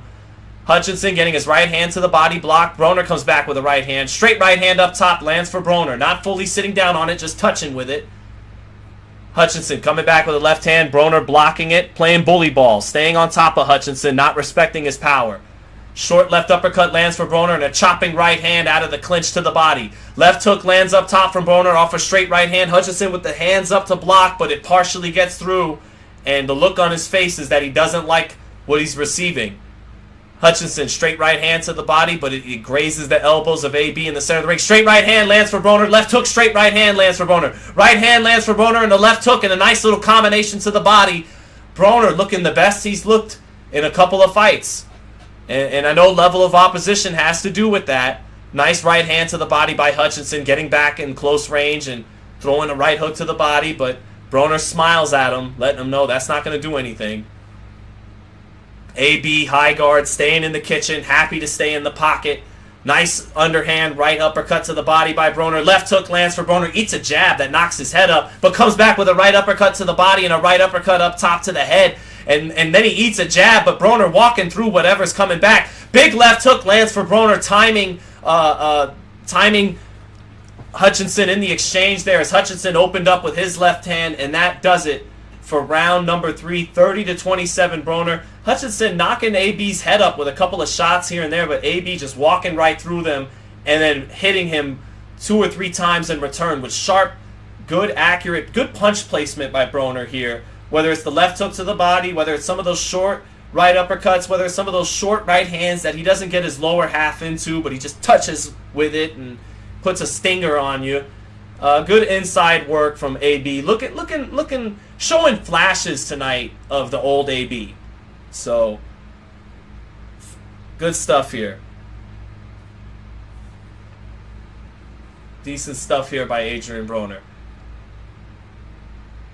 And getting ready for round number 4. Now, easy fight to score, 30-27. But want to see Broner get a stoppage here. Put together, he's landing some accurately placed shots to the body, to the head. He's hurt this guy to the body with the left hook. Put together the right amount of shots to get him out of there. And that'd be a good look for AB. Here we go, round 4. AB with the jab, double jab. Good jab by Broner. Hutchinson back with a triple jab. Broner catching most of it, parrying most of it with the right glove. Shoots his own jab through the center. Better jab there by Broner. Center ring for both guys. Broner in the high guard, catching the body shots and the combinations of Hutchinson, although a couple of those body shots getting through for Hutchinson. But Broner not giving away free shots, but not worried about if it lands either. Which is a nice balance for a fighter to have, where you're not giving up anything. Nice jab lands through the center for Broner, and a left hook right hand down the pipe, and a right uppercut for Broner. Short right hand through straight right hand lands for Broner. Hutchinson returning fire in these exchanges right here, but Broner dominating the exchange in that sequence. And Broner showing a little bit of everything. The jab, nice straight right hand, doesn't sit down on his straight right hand, but it's thrown sharp. And then his best punch is his left hook, and he's got some nice uppercuts he wings too. So good stuff by Broner. Nice check left hook there by Broner, catching in the pocket and then waiting to time Hutchinson in between his punches. Hutchinson getting some work in the pocket, but Broner rolling a lot of those shots, catching a lot of those shots, and landing his own cleaner in the pocket. Halfway through the 4th. Broner staying on top of Hutchinson. Straight right hand through the center for AB. Takes a little half step out of the clinch. Now right back on Hutchinson. Left hook to the body. That was borderline. Hutchinson didn't like it. But AB setting up his shots nicely with his punch placement. One shot is flowing into the other. The straight right hand flows into the left hook, flows into the uppercut. AB on that front foot all night long. Hutch starting to get a little tired now as Bill Hutchinson, and that right eye starting to get some swelling around it. Short right uppercut on the inside for Broner, catching all of Hutch's punches and staying on top of him, looking like the lightweight Broner right now. Or showing flashes of it. It's definitely stylistically. Playing bully ball in the pocket. Broner taking a deep breath now. He's starting to show a little fatigue with that deep breath. Hutchinson with a right uppercut in the center of the ring, but Broner smothers it. Big left hook to the body by Broner. Stepped in with a measuring right hand and then nailed that left hook to the body. Hutchinson not liking that body work. 30 seconds left in the round.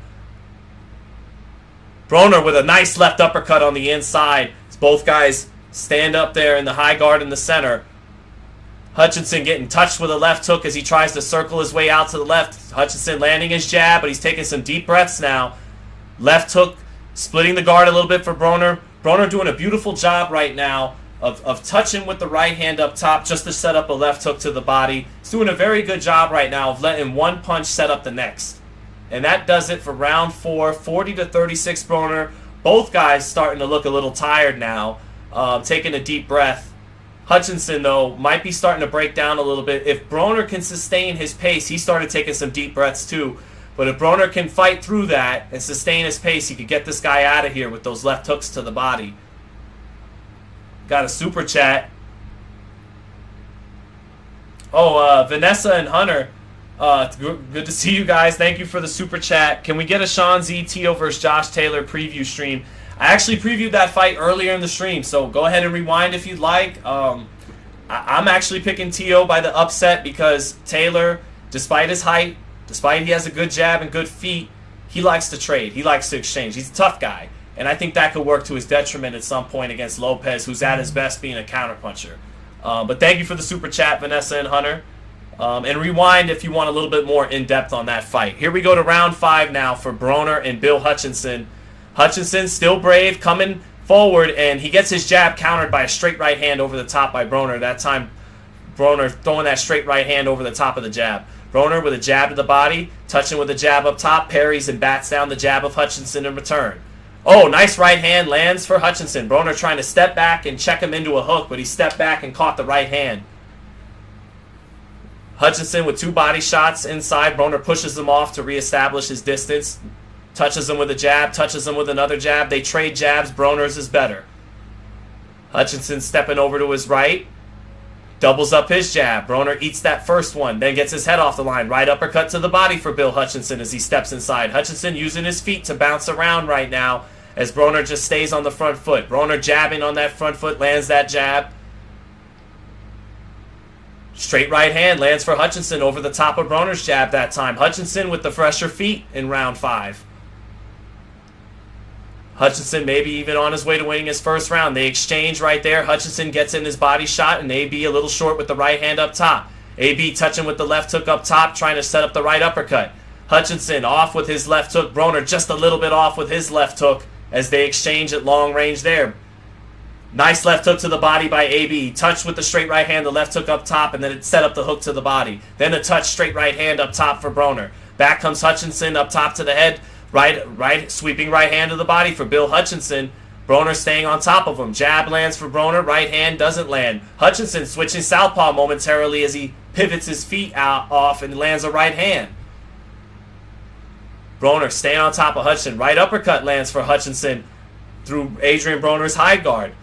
Hutchinson outworking Broner a little bit in round 5, but Broner still looking sharp. Staying on top of him, good positioning. Left hook to the body lands for Broner, and Hutchinson clinches after that.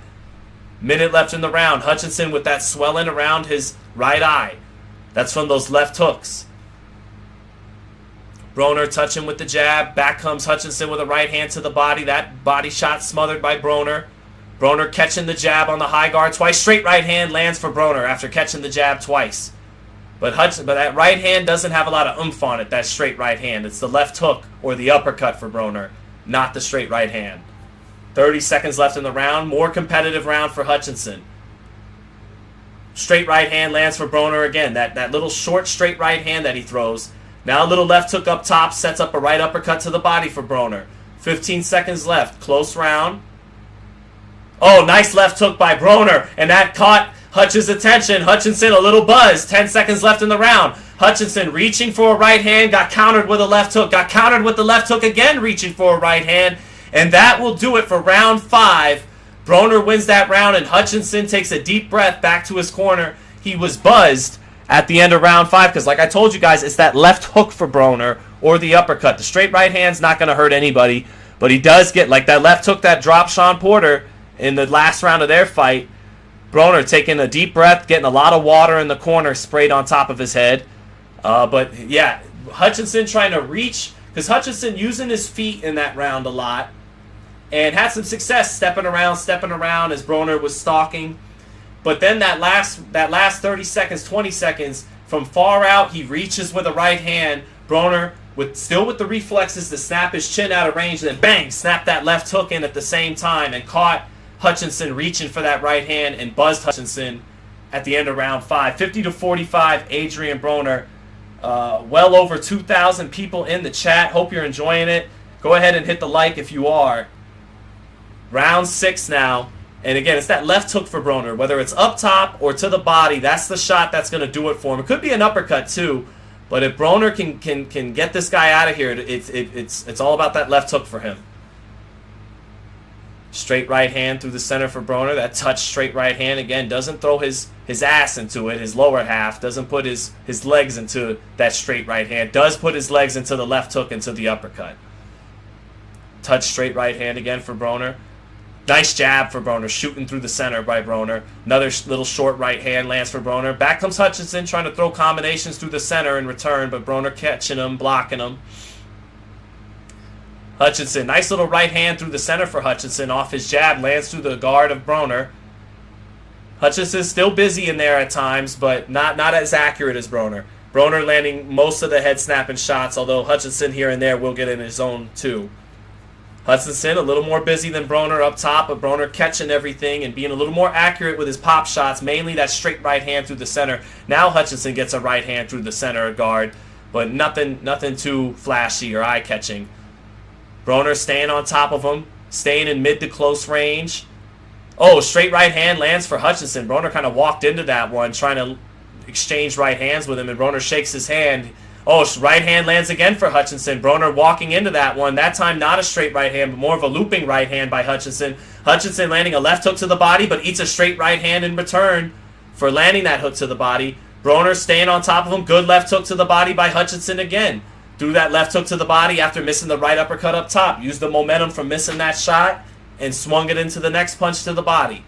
Little over a minute left in the 6th. Broner chopping right hand in the clinch to the body. Broner short with the straight right hand counter. Short with the right uppercut. This time lands the straight right hand after missing those 2 shots though. Catches the right hand in response on the gloves from Hutchinson. Hutchinson now clinching. AB along the ropes, 50 seconds left in the round. Deep breath by both guys. Both guys fighting through their exhaustion. Not letting the pace slow down too much. Broner trying to throw that right uppercut on the inside. Straight right hand gets blocked, and it sets up the right uppercut. Again, good job letting his hands go, and not just one at a time. And that's what's letting the offense work for Broner here. Maybe a little bit of blood starting to come from Broner's mouth from some of those right hands this round. 15 seconds left. Broner leaning down on him with the one hand and trying to hit him with the right uppercut with the other. Short right uppercut popping Hutchinson's head up. 10 seconds left. Hutchinson landed some shots himself this round. Competitive round. Oh, nice left hook at the bell for Adrien Broner to get the better of that exchange. And that'll do it for round 6. A more competitive round. Still Broner's round. 60-54. And 7, 8, and 9, and 10 await us. 4 rounds left for Broner to try to get this guy out of here. He is dealing with some fatigue, but he's fighting through it pretty well and not letting that pace get too slowed down. Fernando Salvador said AB gassed. He was a little gassed that round. Yeah. But one thing I do like from Broner, just that he's been fighting with a purpose tonight. It doesn't feel like he's just going through the motions. You know, yeah, he's got no abs. Yeah, he started breathing heavy in the 4th round. But you get the sense that his foot's on the pedal. He's doing the best that he can. Whereas other times, it always felt like he could do more. And that's not the sense I'm getting from him tonight. So, you know, regardless of how impressive someone may find it, I do like that his foot's on the pedal. All right, round 7. Here we go. Can he keep that foot on the pedal? Hutch starting with 2 or 3 jabs, and Broner catching it up with the right glove and the high guard. Broner still on that front foot, has been all night. Broner short with the jab.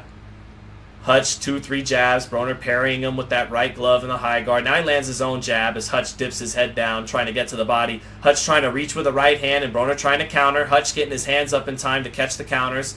Short right uppercut lands for Broner. Now a chopping right hand to the body for Broner. Not a lot of power on that one. Straight right hand down the pipe for Broner. Hutchinson gets his head off the line. Comes back with his own combinations. Broner staying on top. Now Broner brings out the shoulder roll for the first time all fight.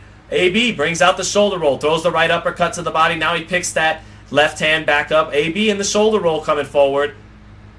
Let's see what he can find out of this look. He catches the body shots off the shoulder roll. Straight right hand lands for Broner. Chopping left hook up top. Now he picks his gloves back into the high guard. Works his hands up top. Hutchinson clinches in close. They separate. Left hook to the body. Lands for Broner off a touch right hand up top to set it up.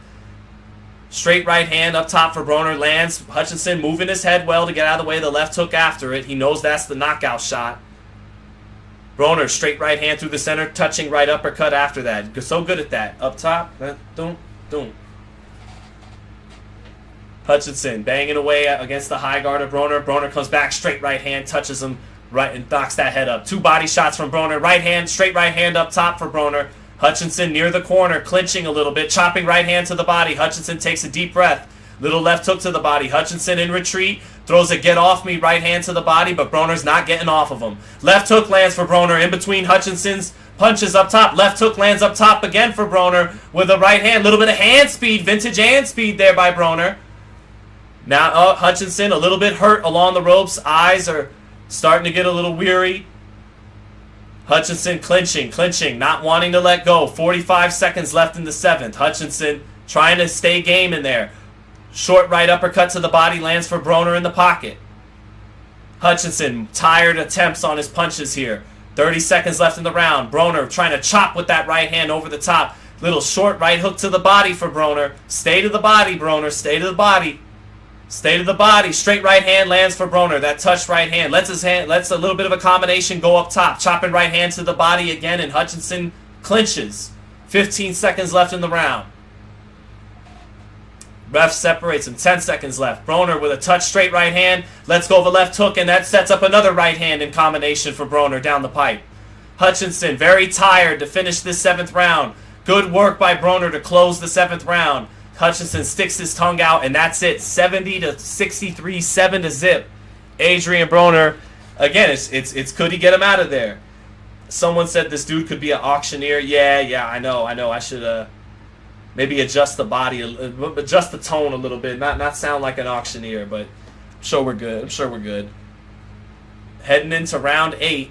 Broner doing a good job punching in between Hutch's little flurries up top. Not a whole lot of rhyme or reason to Hutch's flurries up top at this point. Kind of just get off me punches, like you call them. And Broner just sitting on top of him, waiting for him to do that so he could punch in between it with the big left hook. So 3 rounds left. We shall see if AB can get it. Over 500 likes. Appreciate that, guy. Great commentary. Respect from Southeast San Diego. Thank you for the super chat, JP. Appreciate it. Over 2,300 people in the house. All right, round 8. Hutchinson, still brave, comes forward to start the round. Double jab, trying to hook off the jab. Broner catching everything off the high guard, but Hutchinson trying to fight on the front foot to start this one. Hutchinson lands a left hook up top, working his levels through a right hand to the body to set up the left hook up top. Broner back on the front foot now, trying to push him backwards once more. Hutchinson getting his jabs blocked up top, but off to a decent start in the round. We'll see if that superior punch placement of Broner finds the creases. Broner, short, straight right hand. Good job by Broner, punching in between Hutch's punches and landing that left hook that got Hutch's attention. Hutch's taking that left hook well, though, keeps punching. Adrien Broner doing a right uppercut lands for Broner in between Hutchinson's punches, and Hutchinson taking it well. But that was a beautiful right uppercut by Broner. Broner touching with a couple shots and finishing with the right hand. But back comes Hutchinson with a hard right hand to the body himself, though. Hutchinson being game. He's tired, he's fatigued, but he keeps punching and he keeps eating Broner's best leather. Minute 50 left in the fight. Hutchinson still showing some fight in him. Broner blocking the shots of Hutchinson up top, but Hutchinson working his hands. Short chopping right hand to the body by Broner. Nice left hook to the body by Broner after the straight right hand gets blocked, but it sets up the left hook to the body. They trade left hooks. Hutchinson to the body, Broner up top, and Broner got the better of it. He landed that left hook sharp on Hutchinson. Hutchinson clinches after that left hook. Hutchinson jabbing up top. Broner staying on top of him, playing bully ball with the hands up high, staying on top of him. Straight right hand for Broner. He smothers the return fire. Hutchinson landing a left hook through in between the guard of Broner, though, but Broner no effect on him, staying on top of him. Straight right hand for Broner. Hutchinson partially blocking it, but straight right hand landing for Broner, staying on top of Hutchinson. Hard right hand by Broner, and a left hook followed up by it. That right hand had some oomph on it, and then a right uppercut right after that. Hutchinson taking the shots well. Straight right hand lands for Broner again. All this work in the center of the ring, but that right hand Broner threw a couple seconds ago actually did have some snap on it instead of just the touch straight right hand through the center. Touch straight right hand through the center for Broner, squaring his feet up to get more leverage. Body shot, hurt Hutchinson. Sweeping right hook to the body, hurt Hutchinson. Straight right hand. Hutchinson nearly doubled over. 20 seconds left in the round. Hutchinson holding on. Holding on. That body shot hurt him. Straight right hand lands for Broner up top. Hutchinson clinches. Hutchinson just getting out of the way of a right uppercut. A bolo shot. 5 seconds left. Hutchinson will make it out of the round, but that body shot, those body shots of Broner have been the real key. Hutchinson trying to back out of range, and he eats a left hook to the body that did him no favors. But then he tries to back out of range, and Broner follows up the left hook to the body with that sweeping right hook to the body. And that landed on the sweet spot of Hutchinson and nearly made him double over. But he stayed upright. Let's take a look at the slow-mo replay. Straight right hand up top for Broner. Chopping right hand to the body in the clinch. Broner trying to get him off of him in the clinch, smiling at the crowd. And now here we go in another replay. Broner out of the high guard, shoots a straight right hand. Hutchinson returning fire with a combination. Hutchinson, another straight, 1-2 through the center. Not landing. And then Broner putting his punches together. Left hook, right hand lands hard, and then the left hook after that right hand lands hard. Good 3-punch combination by Broner. Here we go in round 9 now. Almost 2,500 people in the chat. Round 9. Broner hurt him to the body last round. Can he finish him? Oh, left hook by Broner. Lands up top, but Hutchinson takes it well. Hutchinson dipping, trying to land a left hook to Broner's body. Broner with great timing, timed him up with the left hook up top, hit him clean. Hutchinson took it. Hutchinson, left hook blocked by Broner. Broner staying on top of him. One thing I like Broner does off his straight right hand is he'll square his feet up a little bit off of it to set up more leverage on that left hook. Guys like David Benavidez will do that too. Broner, straight right hand through the center, takes the rare half step back and then resumes front foot position, blocks the shots through the center by Hutchinson, staying on top of him. Would like to see him get back to that body. Broner not letting his hands go to start the 9th. Looking to set something up. Looking comfortable. Straight right hand over the top of Hutchinson's jab. Lands for Broner. Straight right hand lands for Broner again. Hutchinson circling his way out into the center of the ring. Broner very comfortable with it. Very good timing by Broner right now. And good hand speed. Straight right hand lands for Broner. Touching with the jab. Gets away from Hutchinson's jab. Takes that rare half step back. Now he's back in range. Doing a little bit of shuki with his hands. Having a little fun. Broner shimmying his shoulders a little bit. Dropping his hands. Feeling good. Now he picks him back up. Catches a shot from Hutchinson. Shoots the straight right hand. Hutchinson with a couple of touching straight right hands through the center. No power on him. That right eye really starting to close up for Hutchinson. Straight right hand lands for Broner. Waiting for the explosion from Broner this round. It looks like he's got it in his gas tank. Waiting for it. Chopping right hand to the body by Broner. I'm just waiting for that combination from Broner any minute now with that left hook to the body or to the head. Broner staying on top of Hutchinson. That right eye is really closing badly for Hutchinson now from those left hooks. Broner staying on top of him. Chopping right hand to the body. Not exploding yet. Little right uppercut inside. Little left hook inside. Straight right hand by Broner. Little right uppercut by Hutchinson. Gets blocked by Broner. Chopping right hand to the body by Broner. Little touch straight right hand by Broner. But nothing. Where's the heavy artillery, AB? Let it go. Let it go. I see you got it. Little right uppercut to the body by Broner. Broner in the clinch. Trying to get Hutchinson off of him. Broner doesn't look fatigued here in the 9th. Looks like he's got an explosion in him. Right hand to the body out of the clinch by Broner. Maybe he's saving it for the 10th. Broner with Hutchinson clinching him. Fights out of that clinch. Left hook to the body by Broner. Set up by a little 1-2 up top. Hutchinson not liking those body shots. Hutchinson still letting go of a hard right hand. But Broner getting his head off the line. Making him miss it. And that's it for the 9th. Not a great round by Broner. Didn't let his hands go much. Hutchinson hurt. And that right eye closing up very badly for Bill Hutchinson from all those left hooks. But AB didn't do a whole lot. Won the round. But didn't do a whole lot. And you wonder if he saved it for the 10th. I'm hoping he did, and that we get the best Broner here in the 10th round, trying to close the show, and not just content to get his 10-round decision. Whether he can get the knockout or not, what you want to see him do is put forth that effort to get it in the 10th round, like Emmanuel Stewart would say, close the show. So let's see if he does that. Jackie Hernandez asks, who's winning? All Broner, all night, 9 rounds to nothing, 90-81. He's hurt him multiple times to the body. Only question is, here in this last round, can he get him out of there? So, he's going to close that eye, says Cody Kelly. Yeah, that eye is closed already. 10th and final round, and the doctor's going to take a look at that right eye of Bill Hutchinson. Maybe Broner gets a stoppage off that. Let's take a look here. Doctor taking a long look at Hutchinson. He says he's good to go and lets him out there. 20 seconds have elapsed already in the round, though. Referee got to get his shit together down there in Miami Make it 25 seconds. Here we go. 2 minutes, 30 seconds left in the round. And here we are in the 10th. Will Broner let his hands go and look for a stoppage. He's fought better than I expected him to tonight. Give him credit. He's in against an overmatched guy, a guy nowhere near the top 30 or 20, but he's fought with purpose tonight, has Broner. But I didn't like that 9th round, and I'm not loving the beginning of this 10th. Broner not really straight right hand lands for Broner. Actually took a step back and walked Hutchinson into that shot after Hutchinson doubled up his jab, walked him into the straight right hand over the top of that jab. Hutchinson on the front foot to start. Broner thinking counterpuncher here. Straight right hand to the body by Broner. Broner staying in front of Hutchinson now.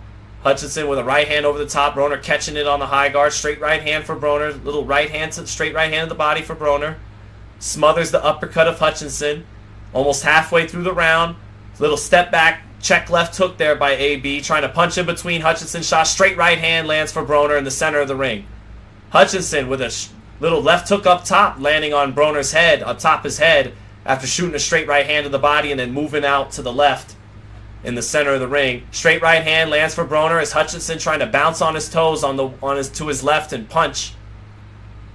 Little over a minute left. Broner not letting his hands go this round. Not closing the show like we were hoping. Left hook lands for Broner there though. Step back left hook. Taking advantage of Hutchinson trying to jab his way in. Minute left in the fight.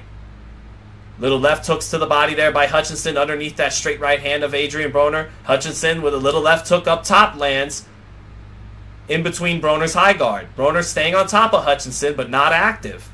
45 seconds left. Right uppercut blocked by Broner. Hutchinson with that closed up right eye is smiling now. Knows he's going to probably make the finish line. Broner not letting his hands go this round. Straight right hand for Broner gets blocked. 30 seconds left. And a little bit of a disappointing finish to the fight here for Adrien Broner. Yeah, Broner stepping out of range now after staying in the pocket all night. Broner smiles, steps out of range, steps over to his right, and he's making it to the final bell. About 10 seconds left. I still think Broner won this round because the few shots he opened up here and there, he still landed some clean shots. Hutchinson actually got some shots in this round too. Straight right hand lands for Broner. Left hook gets blocked. Right uppercut almost splits the guard, but Hutchinson hanging tough. Straight right hand blocked for Hutchinson by Broner. Broner straight right hand through the center, but Hutchinson keeping his hands up, blocking it. Hutchinson trying to jump in with a left hook. Broner just coasting, and that will do it. All 10 rounds in the books. Adrien Broner wins this fight 190, 10 rounds to nothing. Didn't keep his foot on the gas in rounds 9 or 10.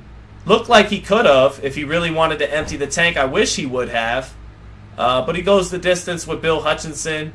It's definitely a stepping stone performance. This version of Adrien Broner doesn't beat any of the top 140 pounders. He get beat up by Brandon Lee. Gary Antoine Russell, him and Subriel Matias would be kind of fun, but he'd be the underdog. Regis Prograis would have beat him up tonight.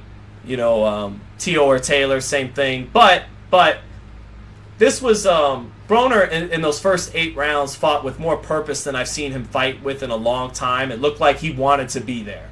It looked like he wanted to be there tonight. And there's been nights he hasn't even looked like he's wanted to be there. So AB gets the 10-round decision. It's not going to win anybody over. It's not going to make him a threat in anybody's eyes tonight. But if he's taking this 1,000% seriously, there were definitely some things for him to build some momentum off of in this fight. There was some flashes of the old Broner. And again, I'll just say it again. The one thing I liked, his body physically has looked much better than this against guys like Mikey Garcia. But and I know level of opposition had a lot to do with this tonight, but there's been times he's fought overmatched guys and still didn't let his hands go. And he did for 8 rounds tonight. That was good. Took his foot off the gas in 9 and 10, but good stuff tonight by Broner, relatively speaking. And now we await the final official verdict. Let me go ahead and turn the volume up a little bit so I can hear this.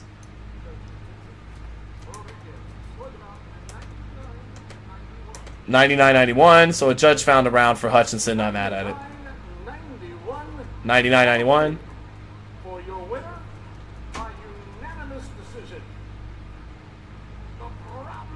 And the winner by UD 9-1 on all 3 judges' cards. That's pretty. Oh no, or did one have it 100? It doesn't matter. Adrien Broner wins, lopsided decision. Basically won every single round, and did his thing. So, yeah, that was good. Let's hear what Broner has to say, and we'll call it a night. We'll call it a night, and get ready for T.O. versus Taylor tomorrow night. Chad, I hope you enjoyed the commentary tonight. We had over 2,500 people rocking with us. Hope everybody enjoyed it. Let's hear what AB has to say. And if you guys got any questions for me, let them rip. And then we'll call it a funky Friday night. Ray Boom Boom Mancini, Ohio's own. Fellow Ohioan Adrien Broner. Let's see what he's saying.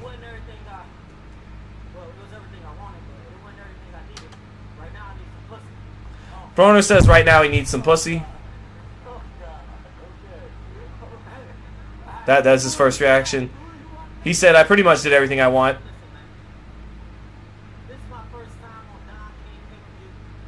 First time on Don King's pay-per-view.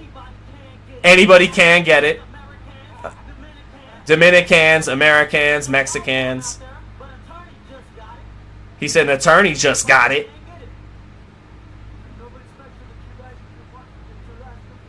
Fight Rolly, yeah. Fight Rolly. Excellent commentary, my friend. Thank you, brother. I appreciate that. Hit the like if you guys did enjoy it. He says he wants the winner of Teofimo, Josh Taylor. He wants all the belts. He says, I don't give a fuck if you got a Gucci belt. I want the belt.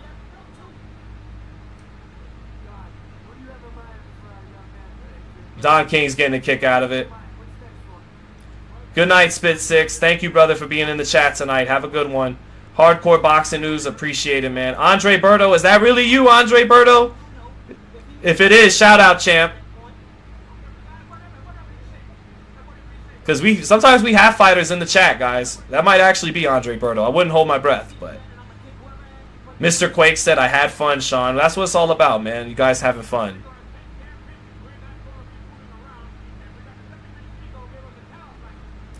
Mauricio Suleiman is there. Don King's talking about the WBC title for Broner.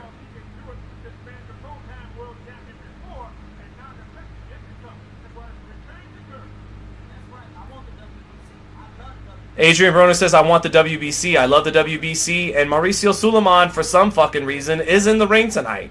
So maybe Broner will get a shot at Regis Prograde. Don King had the coziest, and that'll do it. So, to recap, Adrien Broner first and foremost says he needs to get some pussy first. And then after that, he says he wants to fight the winner of either T.O. and Josh Taylor. But it sounds like the fight he really wants is Regis Prograde. They hovered around each other back in the day, a couple years back at 140, and had some words back and forth through the media, including myself. Broner at the time would say he's not a world champion, but now he is. And Broner says he wants that WBC belt, says he'll fight Regis Prograde. And Mauricio Suleiman's father, Jose Suleiman, had such a cozy relationship with Don King that I guess it's no surprise that even though the WBC has nothing to do with Adrien Broner versus Bill Hutchinson, and even though Mauricio Suleiman hasn't even been at every WBC title fight lately, but he's there for that fight, which isn't and it's because of the relationship his father had with Don King. They were so close that you guys who know the movie, the comedy, The Great White Hype, Cheech from Cheech and Chong, he's depicting Jose Suleiman as the corrupt head of the WBC in that movie, where Samuel Jackson is playing, like an amalgamation of Don King, and so yeah. But so that's the recap on Adrien Broner. He wins 10 rounds to zip.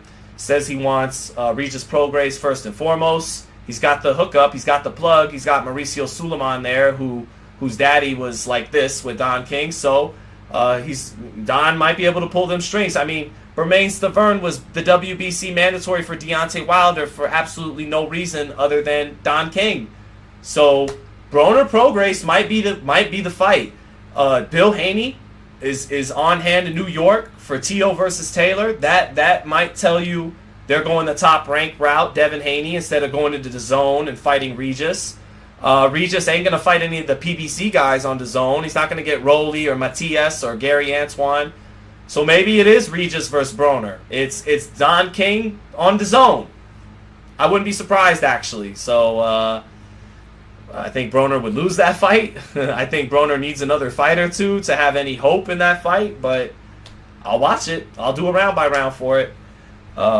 If there's any chat, we still got about 2,000 in here. Undisputed? I mean, I could play some Undisputed maybe, but I don't know, man. I was going to save Undisputed for tomorrow night and try to avenge myself with Josh Taylor. I've been real tight on the last couple Undisputed streams. I'm very good at the game, but I get a little tight playing, and now people that play the game are much better than when we did these streams months back. You know, it's very competitive now, so it's a little stressful doing Undisputed to finish these live streams a little bit. But y'all want some Undisputed? Alright, man. If you guys want some Undisputed, I might have to finish with some Undisputed. If you guys really want... Oh, hold on. But we got to finish with the song of the night. What am I doing? Hold on.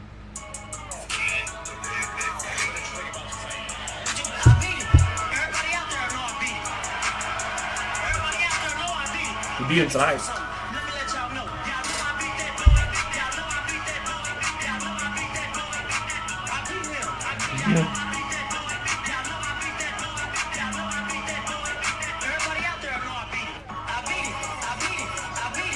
What do you do? He's...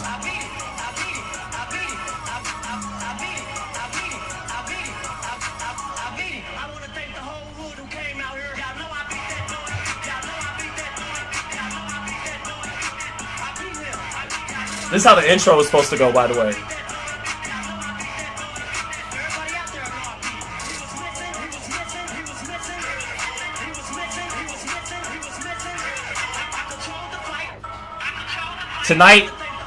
Tonight this song is in proper context.